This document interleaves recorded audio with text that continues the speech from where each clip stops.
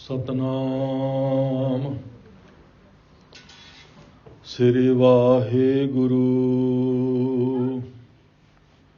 ਸਾਹਿਬ JIO. Satnam ਸ੍ਰੀ ਵਾਹਿਗੁਰੂ ਸਾਹਿਬ JIO. ਡੰਡਾਤ ਬੰਦਨ ਅਨਕ ਬਾਰ, ਸਰਬ ਕਲਾ ਸਮਰੱਥ। ਡੋਲਨ ਤੇ ਰਾਖੋ ਪ੍ਰਭੂ, ਨਾਨਕ ਦੇ ਕਰ ਹੱਥ। ਡੋਲਨ ਤੇ ਰਾਖੋ ਪ੍ਰਭੂ, ਨਾਨਕ ਦੇ ਕਰ ਹੱਥ।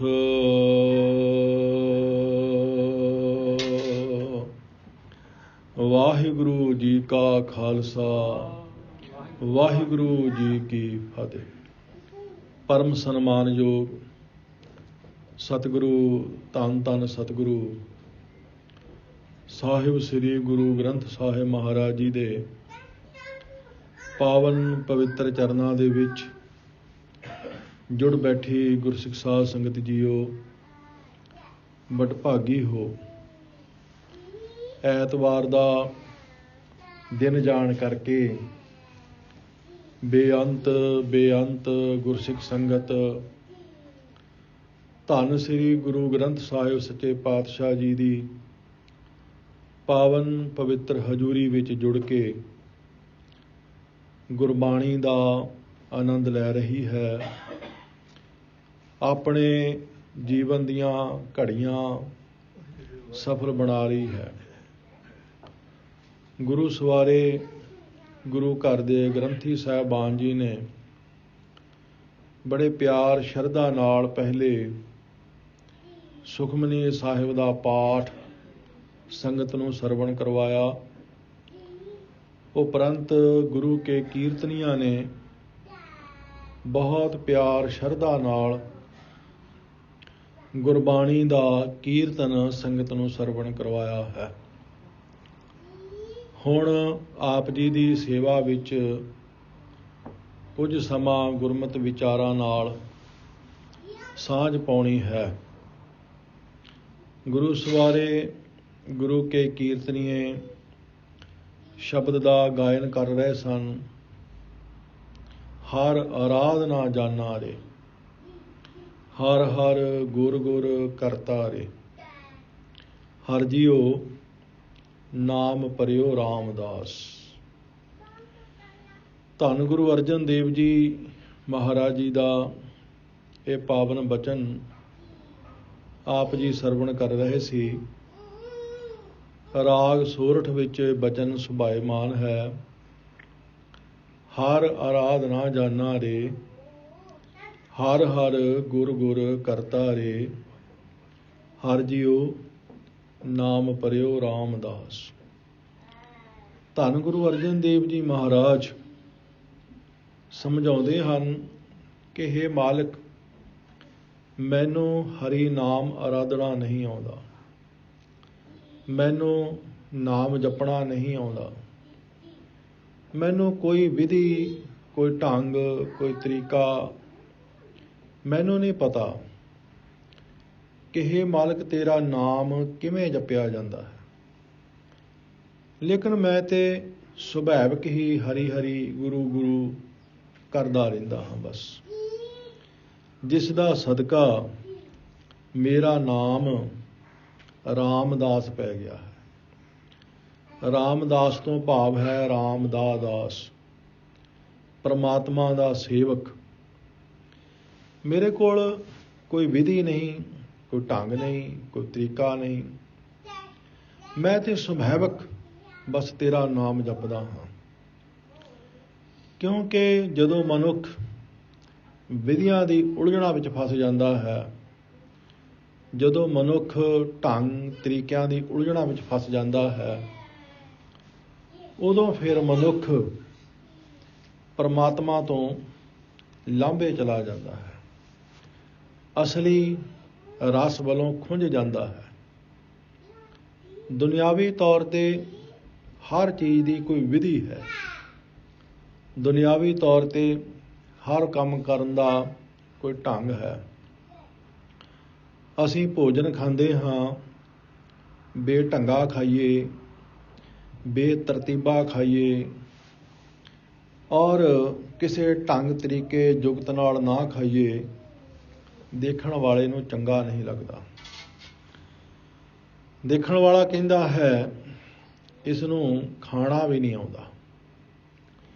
इसलिए सोसाइटी विच बैठ के, चार बंदियां विच बैठ के ठीक ढंग नाल खाना पैंदा है। असीं तन ते वस्त्र पहनदे हाँ, ਉਹਦੀ भी कोई विधि है, ਉਹਦਾ भी कोई ढंग है, ਉਹਦਾ भी कोई तरीका है। वस्त्र असीं बेढंगे पहन लईए, पुट्ठा वस्त्र पहन लईए, गर्मियां वाले सर्दियां विच, सर्दियां वाले गर्मियां विच, ते समाज इस गल की इजाजत नहीं दिंदा। असीं इस करके दुनियावी तौर ते जो भी करना होवे ਉਹਨੂੰ ਕਿਸੇ ਢੰਗ ਨਾਲ ਕਰਨਾ ਹੈ, ਕਿਸੇ ਤਰੀਕੇ ਨਾਲ ਕਰਨਾ ਹੈ। ਹਰ ਚੀਜ਼ ਕਿਸੇ ਵਿਧੀ ਪੂਰਵਕ ਹੈ। ਲੇਕਿਨ ਪਰਮਾਤਮਾ ਨੂੰ ਮਿਲਣ ਵਾਸਤੇ ਜਦੋਂ ਅਸੀਂ ਆਪਣੀਆਂ ਵਿਧੀਆਂ ਤਿਆਰ ਕਰ ਲੈਂਦੇ ਹਾਂ, ਜਦੋਂ ਅਸੀਂ ਆਪਣੇ ਢੰਗ ਤਰੀਕੇ ਖੋਜ ਲੈਂਦੇ ਹਾਂ, ਇੱਦਾਂ ਨਾਮ ਜਪਾਂਗੇ ਫਲ ਜ਼ਿਆਦਾ ਮਿਲੇਗਾ, इस दिन नाम जपांगे फल ज़्यादा मिलेगा, इस दिन गुरुद्वारे जावांगे फल ज़्यादा मिलेगा, इस दिन दान पुण्य करांगे फल ज़्यादा मिलेगा।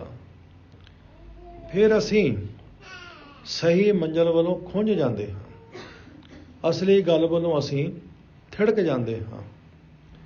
फिर असीं होर ही घुम्मण घेरी दे विच फस जाते हाँ। इसे करके ही तरह तरह के वहम भरम संसार ते पैदा हो गए। ये दिन चंगा है, ये दिन माड़ा है, ये महीना चंगा है, ये महीना माड़ा है। ये सारी साडी मन की चलाकी, ये साडी सारी मन की शैतानी, ये साडी बुद्धि का करिश्मा, साडी हालत बिल्कुल उस मकड़ी वाली हो जाती है, जिहड़ी मकड़ी आप ही ताना तणदी है, फिर आप ही उहदे विच फस जाती है। असीं भी जदों विधियां ढंग तरीकिਆਂ ਦਾ ताना तण लैंदे हाँ, फिर उहदे विच फस जाते हैं। फिर असीं रब तक ते की पहुँचना, साडे विच उस जाल विचों निकलण दी भी समर्था नहीं रहिंदी। गुरबाणी विच ये सब कासे दा खंडन कीता है। परमात्मा नूं मिलण वास्ते साडियां चलाकियां, परमात्मा नूं मिलण विच साडियां शैतानियां, साडियां सियाणपावां, ये बड़ा वड्डा विघन है, ये बहुत वड्डी एक रुकावट है। हजूर ने बाणी विच वार वार सानू ये गल समझाई है। जप बाणी दे विच भी सतगुरु जी ने सानू समझाया, सह सियाणपा लख होहें तां इक ना चलै नाल। असीं भावें सैकड़े सियाणपा करिए, बड़े सियाणे बन जाइए, पर परमात्मा नाल साडी कोई सियाणप नहीं चलदी। असीं सोचीए ये सियाणप कीतियां रब खुश हो जाएगा, खबरिया ऐ सियाणप कीतियां परमात्मा खुश हो जाएगा।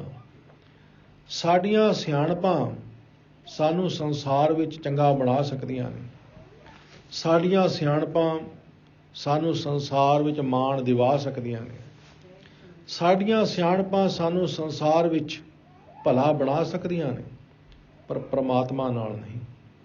परमात्मा इन्हां चतुराइयां, इन्हां सियाणपां दे वस विच आउण वाला नहीं है। सतगुरु ने बाणी विच इस गल का खुलासा बड़े विस्तार नाल कीता होया। ਹਜ਼ੂਰ ਕਹਿੰਦੇ ਨੇ ਨਾ ਤੂੰ ਆਵਹਿ ਵਸ ਬਹੁਤ ਘਿਣਾਵਣੇ। ਘਿਣਾਵਣੇ ਦਾ ਅਰਥ ਹੁੰਦਾ ਹੈ ਤਰਲੇ ਕੱਢਣੇ, ਮਿੰਨਤਾਂ ਕਰਨੀਆਂ। ਅਸੀਂ ਰੱਬ ਦੇ ਅੱਗੇ ਬਹੁਤ ਮਿੰਨਤਾਂ ਕਰੀਏ, ਬਹੁਤ ਤਰਲੇ ਕੱਢੀਏ, ਅਸੀਂ ਸੋਚਾਂਗੇ ਰੱਬ ਸਾਡੇ ਤੇ ਪਤੀਤ ਜਾਏਗਾ, ਰੱਬ ਸਾਡੇ ਤੇ ਖੁਸ਼ ਹੋ ਜਾਏਗਾ, ਰੱਬ ਸਾਡੇ ਵੱਸ ਵਿੱਚ ਆ ਜਾਏਗਾ। ਨਾ, ਪਰਮਾਤਮਾ ਸਾਡੇ ਅੰਦਰ ਕੀ ਵਰਤਦਾ ਹੈ ਉਹ ਸਭ ਜਾਣਦਾ ਹੈ। ਨਾ ਤੂੰ ਵਾਵਹਿ ਵਸ ਬਹੁਤ ਘਿਣਾਵਣੇ, ਨਾ ਤੂੰ ਵਾਵਹਿ ਵਸ ਵੇਦ ਪੜਾਵਣ। ਜੇ ਅਸੀਂ ਇਹ ਸੋਚੀਏ ਕਿ ਅਸੀਂ ਵੇਦ ਸ਼ਾਸਤਰ ਪੜ੍ਹ ਲਈਏ, ਅਸੀਂ ਧਾਰਮਿਕ ਗ੍ਰੰਥ ਪੜ੍ਹ ਲਈਏ, ਰੱਬ ਦੀ ਸਿਫਤ ਸਲਾਹ, ਰੱਬ ਦੀ ਕਥਾ, ਰੱਬ ਦੀ ਵਡਿਆਈ ਅਸੀਂ ਬਹੁਤ ਵਧੀਆ ਢੰਗ ਨਾਲ ਕਰ ਸਕਦੇ ਹਾਂ ਤੇ ਰੱਬ ਸਾਡੇ ਤੇ ਖੁਸ਼ ਹੋ ਜਾਏਗਾ ਕਿ ਰੱਬ ਦੀ ਵਡਿਆਈ ਬਹੁਤ ਵਧੀਆ ਕਰਦਾ ਹੈ, ਇਹਦੇ ਕੋਲ ਬੜੇ ਪ੍ਰਮਾਣ ਨੇ, ਇਹਨੇ ਬੜਾ ਗ੍ਰੰਥਾਂ ਦਾ ਅਧਿਐਨ ਕੀਤਾ ਹੈ। ਮਹਾਰਾਜ ਕਹਿੰਦੇ ਨੇ ਇਸ ਤਰ੍ਹਾਂ ਵੀ ਪ੍ਰਮਾਤਮਾ ਨਹੀਂ ਮਿਲਦਾ। ਨਾ ਤੂੰ ਆਵਹਿ ਵਸ ਬਹੁਤ ਘਿਣਾਵਣੇ, ਨਾ ਤੂੰ ਆਵਹਿ ਵਸ ਵੇਦ ਪੜਾਵਣੇ, ਨਾ ਤੂੰ ਆਵਹਿ ਵਸ ਤੀਰਥ ਨਾਈਏ। ਜੇ ਅਸੀਂ ਸੋਚੀਏ ਕਿ ਵੱਖ-ਵੱਖ ਤੀਰਥਾਂ ਤੇ ਇਸ਼ਨਾਨ ਕੀਤਿਆਂ ਰੱਬ ਸਾਡੇ ਵੱਸ ਵਿੱਚ ਆ ਜਾਵੇਗਾ, ਮਹਾਰਾਜ ਕਹਿੰਦੇ ਨੇ ਵੀ ਨਹੀਂ, ਤੁਹਾਡੀ ਇਹ ਸਿਆਣਪ ਵੀ ਨਹੀਂ ਚੱਲਣੀ। ਨਾ ਤੂੰ ਆਵਹਿ ਵਸ ਧਰਤੀ ਧਾਈਏ। ਜੇ ਅਸੀਂ ਧਰਤੀ ਦੇ ਉੱਪਰ ਦੌੜਦੇ ਰਹੀਏ, ਭਾਵ ਤੀਰਥ ਯਾਤਰਾ ਕਰੀਏ, ਕਦੀ ਕਿਤੇ ਚਲੇ ਗਏ, ਕਦੀ ਕਿਤੇ ਚਲੇ ਗਏ, ਸੋਚੀਏ ਰੱਬ ਖੁਸ਼ ਹੋ ਜਾਏਗਾ, ਪਰਮਾਤਮਾ ਖੁਸ਼ ਹੋ ਜਾਏਗਾ ਕਿ ਜੀ ਬੜੀ ਤੀਰਥ ਯਾਤਰਾ ਕਰਦਾ ਹੈ। ਨਾ, ਫਿਰ ਹਜ਼ੂਰ ਕਹਿੰਦੇ ਹਨ ਨਾ ਤੂੰ ਆਵਹਿ ਵਸ ਕਿਤੇ ਸਿਆਣਪ ਹੈ। ਸਿਆਣਪਾਂ ਨਾਲ ਵੀ ਰੱਬ ਵੱਸ ਵਿੱਚ ਨਹੀਂ ਆਉਂਦਾ, ਚਤੁਰਾਈਆਂ ਨਾਲ ਵੀ ਰੱਬ ਵੱਸ ਵਿੱਚ ਨਹੀਂ ਆਉਂਦਾ। ਹਜ਼ੂਰ ਕਹਿੰਦੇ ਨੇ ਨਾ ਤੂੰ ਆਵਹਿ ਵਸ ਬਹੁਤਾ ਦਾਨ ਦੇ। ਬਹੁਤ ਸਾਰਾ ਦਾਨ ਦੇਣ ਦੇ ਨਾਲ ਵੀ ਇਹ ਮਾਲਕ ਤੂੰ ਵੱਸ ਵਿੱਚ ਨਹੀਂ ਆਉਂਦਾ। ਭਾਵ ਇਹ ਸਾਡੀਆਂ ਚਤੁਰਾਈਆਂ, ਇਹ ਸਾਡੀਆਂ ਸਿਆਣਪਾਂ ਕੰਮ ਨਹੀਂ ਕਰਦੀਆਂ। ਸਤਿਗੁਰੂ ਜੀ ਨੇ ਇਹਨਾਂ 6 ਤੁਕਾਂ ਵਿੱਚ ਸਾਨੂੰ ਸਮਝਾਇਆ ਕਿ ਸਾਡੀਆਂ ਹੀਲ ਹੁਜਤਾਂ ਦੇ ਨਾਲ ਉਹ ਪਰਮਾਤਮਾ ਵੱਸ ਵਿੱਚ ਆਉਣ ਵਾਲਾ ਨਹੀਂ ਹੈ। ਫਿਰ ਸਾਹਿਬ ਕਹਿੰਦੇ ਨੇ ਸਭ ਕੋ ਤੇਰਾ ਵੱਸ ਅਗਮ ਗੋਚਰਾ, ਤੂੰ ਭਗਤਾਂ ਕੈ ਵੱਸ ਭਗਤਾਂ ਤਾਣ ਤੇਰਾ। ਸਤਿਗੁਰੂ ਕਹਿੰਦੇ ਨੇ ਹੇ ਮਾਲਕ ਸਾਰਾ ਸੰਸਾਰ ਤੇਰੇ ਵੱਸ ਵਿੱਚ ਹੈ, ਪੱਤਾ ਵੀ ਤੇਰੇ ਹੁਕਮ ਤੋਂ ਬਿਨਾਂ ਝੁੱਲ ਨਹੀਂ ਸਕਦਾ, ਸਭ ਕੁਝ ਤੇਰੇ ਹੁਕਮ ਵਿੱਚ। ਇਸ ਲਈ ਸਾਰਾ ਸੰਸਾਰ ਤੇਰੇ ਵੱਸ ਵਿੱਚ ਹੈ ਤੇ ਤੂੰ ਆਪਣੇ ਭਗਤਾਂ ਦੇ ਵੱਸ ਵਿੱਚ ਹੈ। ਸਭ ਕੋ ਤੇਰਾ ਵੱਸ ਅਗਮਾ ਗੋਚਰਾ, ਤੂੰ ਭਗਤਾਂ ਕੈ ਵੱਸ ਭਗਤਾਂ ਤਾਣ ਤੇਰਾ। ਉਹ ਭਗਤਾਂ ਦੇ ਵੱਸ ਵਿੱਚ ਕਿਵੇਂ ਆ ਗਿਆ? ਭਗਤਾਂ ਨੇ ਉਸ ਨੂੰ ਆਪਣੇ ਵੱਸ ਵਿੱਚ ਕਿਵੇਂ ਕਰ ਲਿਆ? ਮਿੰਨਤਾਂ ਤਰਲੇ ਕਰਨ ਵਾਲੇ ਵੀ ਉਸ ਨੂੰ ਵੱਸ ਵਿੱਚ ਨਾ ਕਰ ਸਕੇ। ਵੱਡੇ ਵੱਡੇ ਵਿਦਵਾਨ ਉਸ ਪਰਮਾਤਮਾ ਨੂੰ ਆਪਣੇ ਵੱਸ ਵਿੱਚ ਨਾ ਕਰ ਸਕੇ। ਤੀਰਥ ਇਸ਼ਨਾਨੀ, ਤੀਰਥਾਂ ਦੀ ਯਾਤਰਾ ਕਰਨ ਵਾਲੇ, ਵੱਡੇ ਵੱਡੇ ਸਿਆਣੇ, ਵੱਡੇ ਵੱਡੇ ਦਾਨੀ ਉਸ ਮਾਲਕ ਨੂੰ ਵੱਸ ਵਿੱਚ ਨਹੀਂ ਕਰ ਸਕੇ। ਫਿਰ ਭਾਈ ਉਹ ਪਰਮਾਤਮਾ ਦੇ ਪਿਆਰਿਆਂ ਨੇ ਉਹਨੂੰ ਵੱਸ ਵਿੱਚ ਕਿਵੇਂ ਕਰ ਲਿਆ ਹੈ? ਹਜ਼ੂਰ ਦੀ ਤੁਕ ਵਿੱਚ ਉਹਦਾ ਜਵਾਬ ਦਿੰਦੇ ਨੇ, ਕਹਿੰਦੇ ਭਗਤਾਂ ਤਾਣ ਤੇਰਾ। ਕਿਉਂਕਿ ਭਗਤਾਂ ਨੂੰ ਤੇਰਾ ਆਸਰਾ ਹੈ, ਤੇਰਾ ਸਹਾਰਾ ਹੈ, ਉਹ ਤੇਰੇ ਉੱਪਰ ਨਿਰਭਰ ਨੇ, ਉਹ ਬਸ ਤੇਰੇ ਉੱਪਰ ਹੀ ਆਪਣਾ ਆਧਾਰ ਬਣਾ ਕੇ ਬੈਠੇ ਨੇ। ਉਹਨਾਂ ਨੇ ਹੋਰ ਸਭ ਪਾਸੇ ਛੱਡ ਦਿੱਤੇ ਹਨ, ਉਹਨਾਂ ਨੇ ਸਭ ਪਾਸੇ ਤਿਆਗ ਦਿੱਤੇ ਹਨ। ਕਿਸੇ ਹੀ ਕੋਈ ਕੋਏ ਮੰਝ ਨਿਮਾਣੀ ਇੱਕ ਤੂੰ। ਹੇ ਮਾਲਕ ਕਿਸੇ ਦਾ ਕੋਈ ਆਸਰਾ ਹੋਵੇਗਾ, ਕਿਸੇ ਦਾ ਕੋਈ ਆਸਰਾ ਹੋਵੇਗਾ, ਮੇਰਾ ਆਸਰਾ ਤੇ ਸਿਰਫ ਇੱਕ ਤੂੰ ਹੈ। ਜਦੋਂ ਅਸੀਂ ਉਸ ਨੂੰ ਸਮਰਪਿਤ ਹੋ ਜਾਂਦੇ ਹਾਂ, ਜਦੋਂ ਅਸੀਂ ਉਸ ਦੇ ਅੱਗੇ ਡਿੱਗ ਜਾਂਦੇ ਹਾਂ, ਢਹਿ ਜਾਂਦੇ ਹਾਂ, ਬਸ ਉਦੋਂ ਸਾਡੇ ਵੱਸ ਵਿੱਚ ਆ ਜਾਂਦਾ ਹੈ। ਜਿੰਨਾ ਚਿਰ ਅਸੀਂ ਆਪਣੇ ਅੰਦਰ ਚਤੁਰਾਈ ਪਾਲੀ ਹੋਈ ਹੈ, ਕੋਈ ਨਾ ਕੋਈ ਸਿਆਣਪ ਪਾਲੀ ਹੋਈ ਹੈ, ਜਿੰਨਾ ਚਿਰ ਅਸੀਂ ਆਪਣੇ ਅੰਦਰ ਹਉਂ ਪਾਲੀ ਹੋਈ ਹੈ, ਉਹਨਾਂ ਚਿਰ ਪ੍ਰਮਾਤਮਾ ਵਸ ਵਿੱਚ ਨਹੀਂ ਆਉਂਦਾ।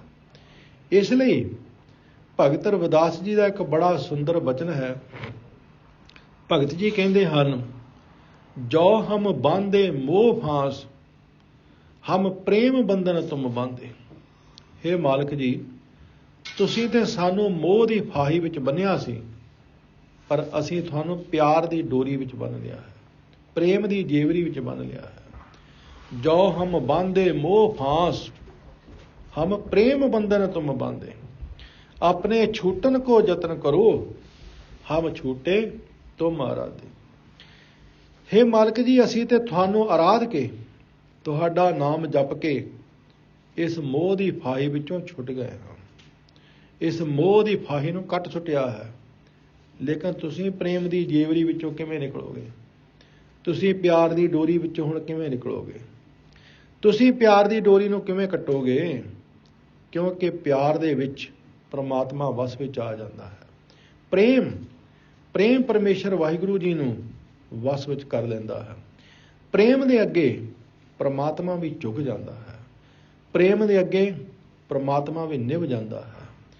ਇਸ ਲਈ ਮਹਾਰਾਜ ਕਹਿੰਦੇ ਨੇ, ਮੈਨੂੰ ਤੇਰਾ ਨਾਮ ਜਪਣਾ ਨਹੀਂ ਆਉਂਦਾ, ਮੈਨੂੰ ਇਹ ਚੁਸਤ ਚਲਾਕੀਆਂ ਨਹੀਂ ਆਉਂਦੀਆਂ, ਮੈਨੂੰ ਇਹ ਸ਼ੈਤਾਨੀਆਂ ਨਹੀਂ ਆਉਂਦੀਆਂ ਕਿ ਮੈਂ ਇੰਨੇ ਵਜੇ ਉੱਠ ਕੇ ਨਾਮ ਜਪਾਂ ਤੋਂ ਖੁਸ਼ ਹੋ ਜਾਏਗਾ, ਮੈਂ ਇੰਨੇ ਘੰਟੇ ਨਾਮ ਜਪਾਂ ਤੋਂ ਖੁਸ਼ ਹੋ ਜਾਏਗਾ, ਮੈਂ ਇੰਨੇ ਦਿਨ ਨਾਮ ਜਪਾਂ ਤੋਂ ਖੁਸ਼ ਹੋ ਜਾਏਗਾ, ਮੈਂ ਇਹ ਨਾਮ ਜਪਾਂ ਤੋਂ ਖੁਸ਼ ਹੋ ਜਾਏਗਾ। ਇਹ ਕੁਛ ਮੈਨੂੰ ਨਹੀਂ ਆਉਂਦਾ, ਇਹ ਮੈਨੂੰ ਨਹੀਂ ਆਉਂਦਾ। ਇਹੋ ਜਿਹੀ ਸਿਆਣਪ ਮੇਰੇ ਕੋਲ ਨਹੀਂ ਹੈ। ਹਰ ਆਰਾਧ ਨਾ ਜਾਣਾ ਰੇ, ਹਰ ਹਰ ਗੁਰ ਗੁਰ ਕਰਤਾ ਰੇ। ਬਸ ਮੈਂ ਤੇ ਹਰ ਸਮੇਂ ਹਰੀ ਹਰੀ ਕਰਦਾ ਹੀ ਰਹਿੰਦਾ, ਮੈਂ ਤੇ ਹਰ ਸਮੇਂ ਗੁਰੂ ਗੁਰੂ ਕਰਦਾ ਹੀ ਰਹਿੰਦਾ ਹਾਂ। ਹੇ ਮਾਲਕ, ਮੈਂ ਤੇ ਤੈਨੂੰ ਕਦੇ ਭੁਲਾਉਂਦਾ ਹੀ ਨਹੀਂ ਹਾਂ। ਮੈਂ ਜਿਸ ਵੀ ਹਾਲਤ ਵਿੱਚ ਹਾਂ ਤੈਨੂੰ ਯਾਦ ਰੱਖਦਾ ਹਾਂ। ਮੈਂ ਤੇ ਜਿਸ ਵੀ ਹਾਲਤ ਵਿੱਚ ਹਾਂ ਤੈਨੂੰ ਆਪਣੀ ਚੇਤਨਾ ਵਿੱਚ ਰੱਖਦਾ ਹਾਂ, ਤੈਨੂੰ ਕਦੇ ਭੁਲਾਉਂਦਾ ਹੀ ਨਹੀਂ। ਇਸ ਲਈ ਮੈਨੂੰ ਵਿਧੀਆਂ, ਉਹ ਢੰਗ ਤਰੀਕੇ ਮੈਨੂੰ ਆਉਂਦੇ ਨਹੀਂ, ਮੈਂ ਤੇ ਆਪਣੇ ਲਿਹਾਜ਼ ਨਾਲ ਹੀ ਚੱਲਦਾ ਹਾਂ। ਇਸ ਲਈ ਮਹਾਰਾਜ ਕਹਿੰਦੇ ਨੇ, ਮੇਰਾ ਨਾਮ ਰਾਮਦਾਸ ਪੈ ਗਿਆ, ਮੈਨੂੰ ਰੱਬ ਦਾ ਸੇਵਕ ਲੋਕ ਕਹਿਣ ਲੱਗ ਪਏ। ਕਿਉਂਕਿ ਜਦੋਂ ਅੰਦਰ ਪ੍ਰੇਮ ਹੋਵੇ, ਜਦੋਂ ਅੰਦਰ ਪਿਆਰ ਹੋਵੇ, ਪਿਆਰ ਦੇ ਵਿੱਚ ਕੋਈ ਕਿਸੇ ਤਰ੍ਹਾਂ ਦੀ ਵਿਧੀ ਨਹੀਂ ਰਹਿ ਜਾਂਦੀ, ਕੋਈ ਢੰਗ ਤਰੀਕਾ ਨਹੀਂ ਰਹਿ ਜਾਂਦਾ। ਪਿਆਰ ਉੱਥੇ ਜਾ ਕੇ ਬਣਦਾ ਹੈ ਜਿੱਥੇ ਸਭ ਸਿਆਣਪਾਂ ਖਤਮ ਹੋ ਜਾਂਦੀਆਂ ਨੇ, ਜਿੱਥੇ ਚਤੁਰਾਈਆਂ ਖਤਮ ਹੋ ਜਾਂਦੀਆਂ ਨੇ, ਜਿੱਥੇ ਜਾ ਕੇ ਇੱਛਾਵਾਂ, ਵਾਸ਼ਨਾਵਾਂ ਸਭ ਕੁਝ ਖਤਮ ਹੋ ਜਾਂਦਾ ਹੈ, ਉੱਥੇ ਜਾ ਕੇ ਪਿਆਰ ਬਣਦਾ ਹੈ। ਦੁਨੀਆ ਦੇ ਵਿੱਚ ਜਿੰਨਾ ਪਿਆਰ ਹੈ, ਇਹ ਸਭ ਝੂਠਾ ਪਿਆਰ ਹੈ, ਸਭ ਝੂਠਾ ਪਿਆਰ ਹੈ।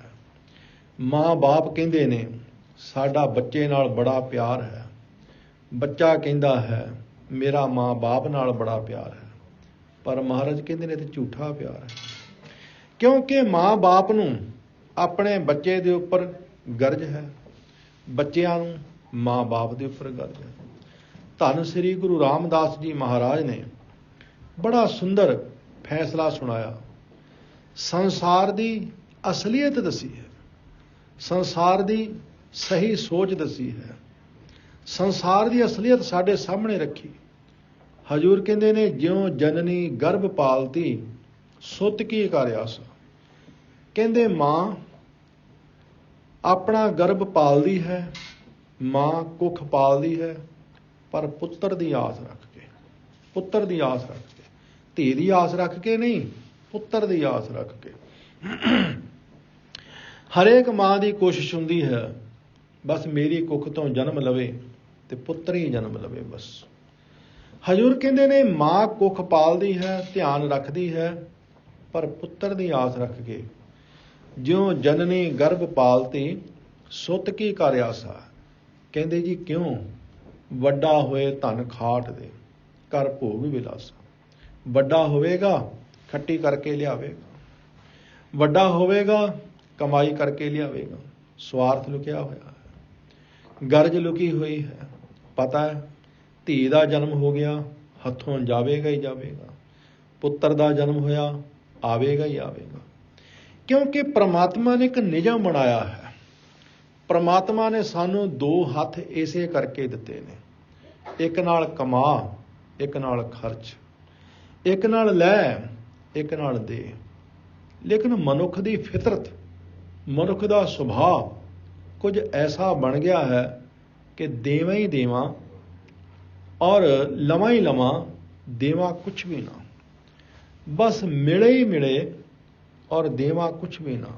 ਇਹ ਮਨੁੱਖ ਦਾ ਸੁਭਾਅ ਬਣ ਗਿਆ ਹੈ, ਮਨੁੱਖ ਦੀ ਫਿਤਰਤ ਬਣ ਗਈ ਹੈ।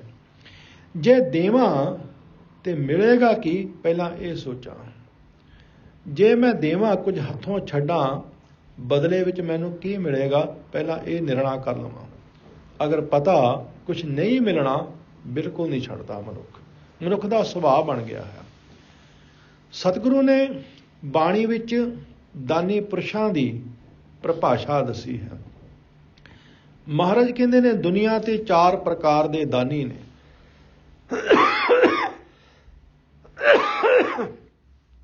ਕਿਉਂਕਿ ਲੋਕ ਦਾਨ ਨਹੀਂ ਦਿੰਦੇ, ਲੋਕ ਉਧਾਰ ਦਿੰਦੇ ਨੇ। ਦਾਨ ਵਿੱਚ ਤੇ ਉਧਾਰ ਵਿੱਚ ਫਰਕ ਹੁੰਦਾ ਹੈ। ਦਾਨ ਦਾ ਅਰਥ ਹੁੰਦਾ ਹੈ ਦੇ ਕੇ ਭੁੱਲ ਜਾਣਾ, ਉਧਾਰ ਦਾ ਅਰਥ ਹੁੰਦਾ ਹੈ ਦੇ ਕੇ ਚੇਤਾ ਰੱਖਣਾ। ਦਾਨ ਦਾ ਅਰਥ ਹੁੰਦਾ ਹੈ ਬਸ ਦੇ ਦਿੱਤਾ, ਭੁੱਲ ਗਏ।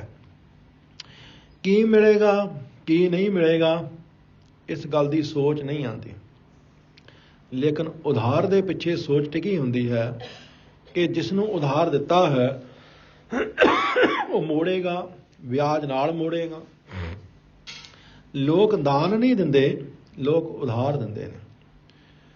ਹਜ਼ੂਰ ਸੱਚੇ ਪਾਤਸ਼ਾਹ ਇਸ ਦੀ ਬਾਬਤ ਬੜੇ ਸੁੰਦਰ ਬਚਨ ਆਸਾ ਕੀ ਵਾਰ ਵਿੱਚ ਸਮਝਾਉਂਦੇ ਨੇ।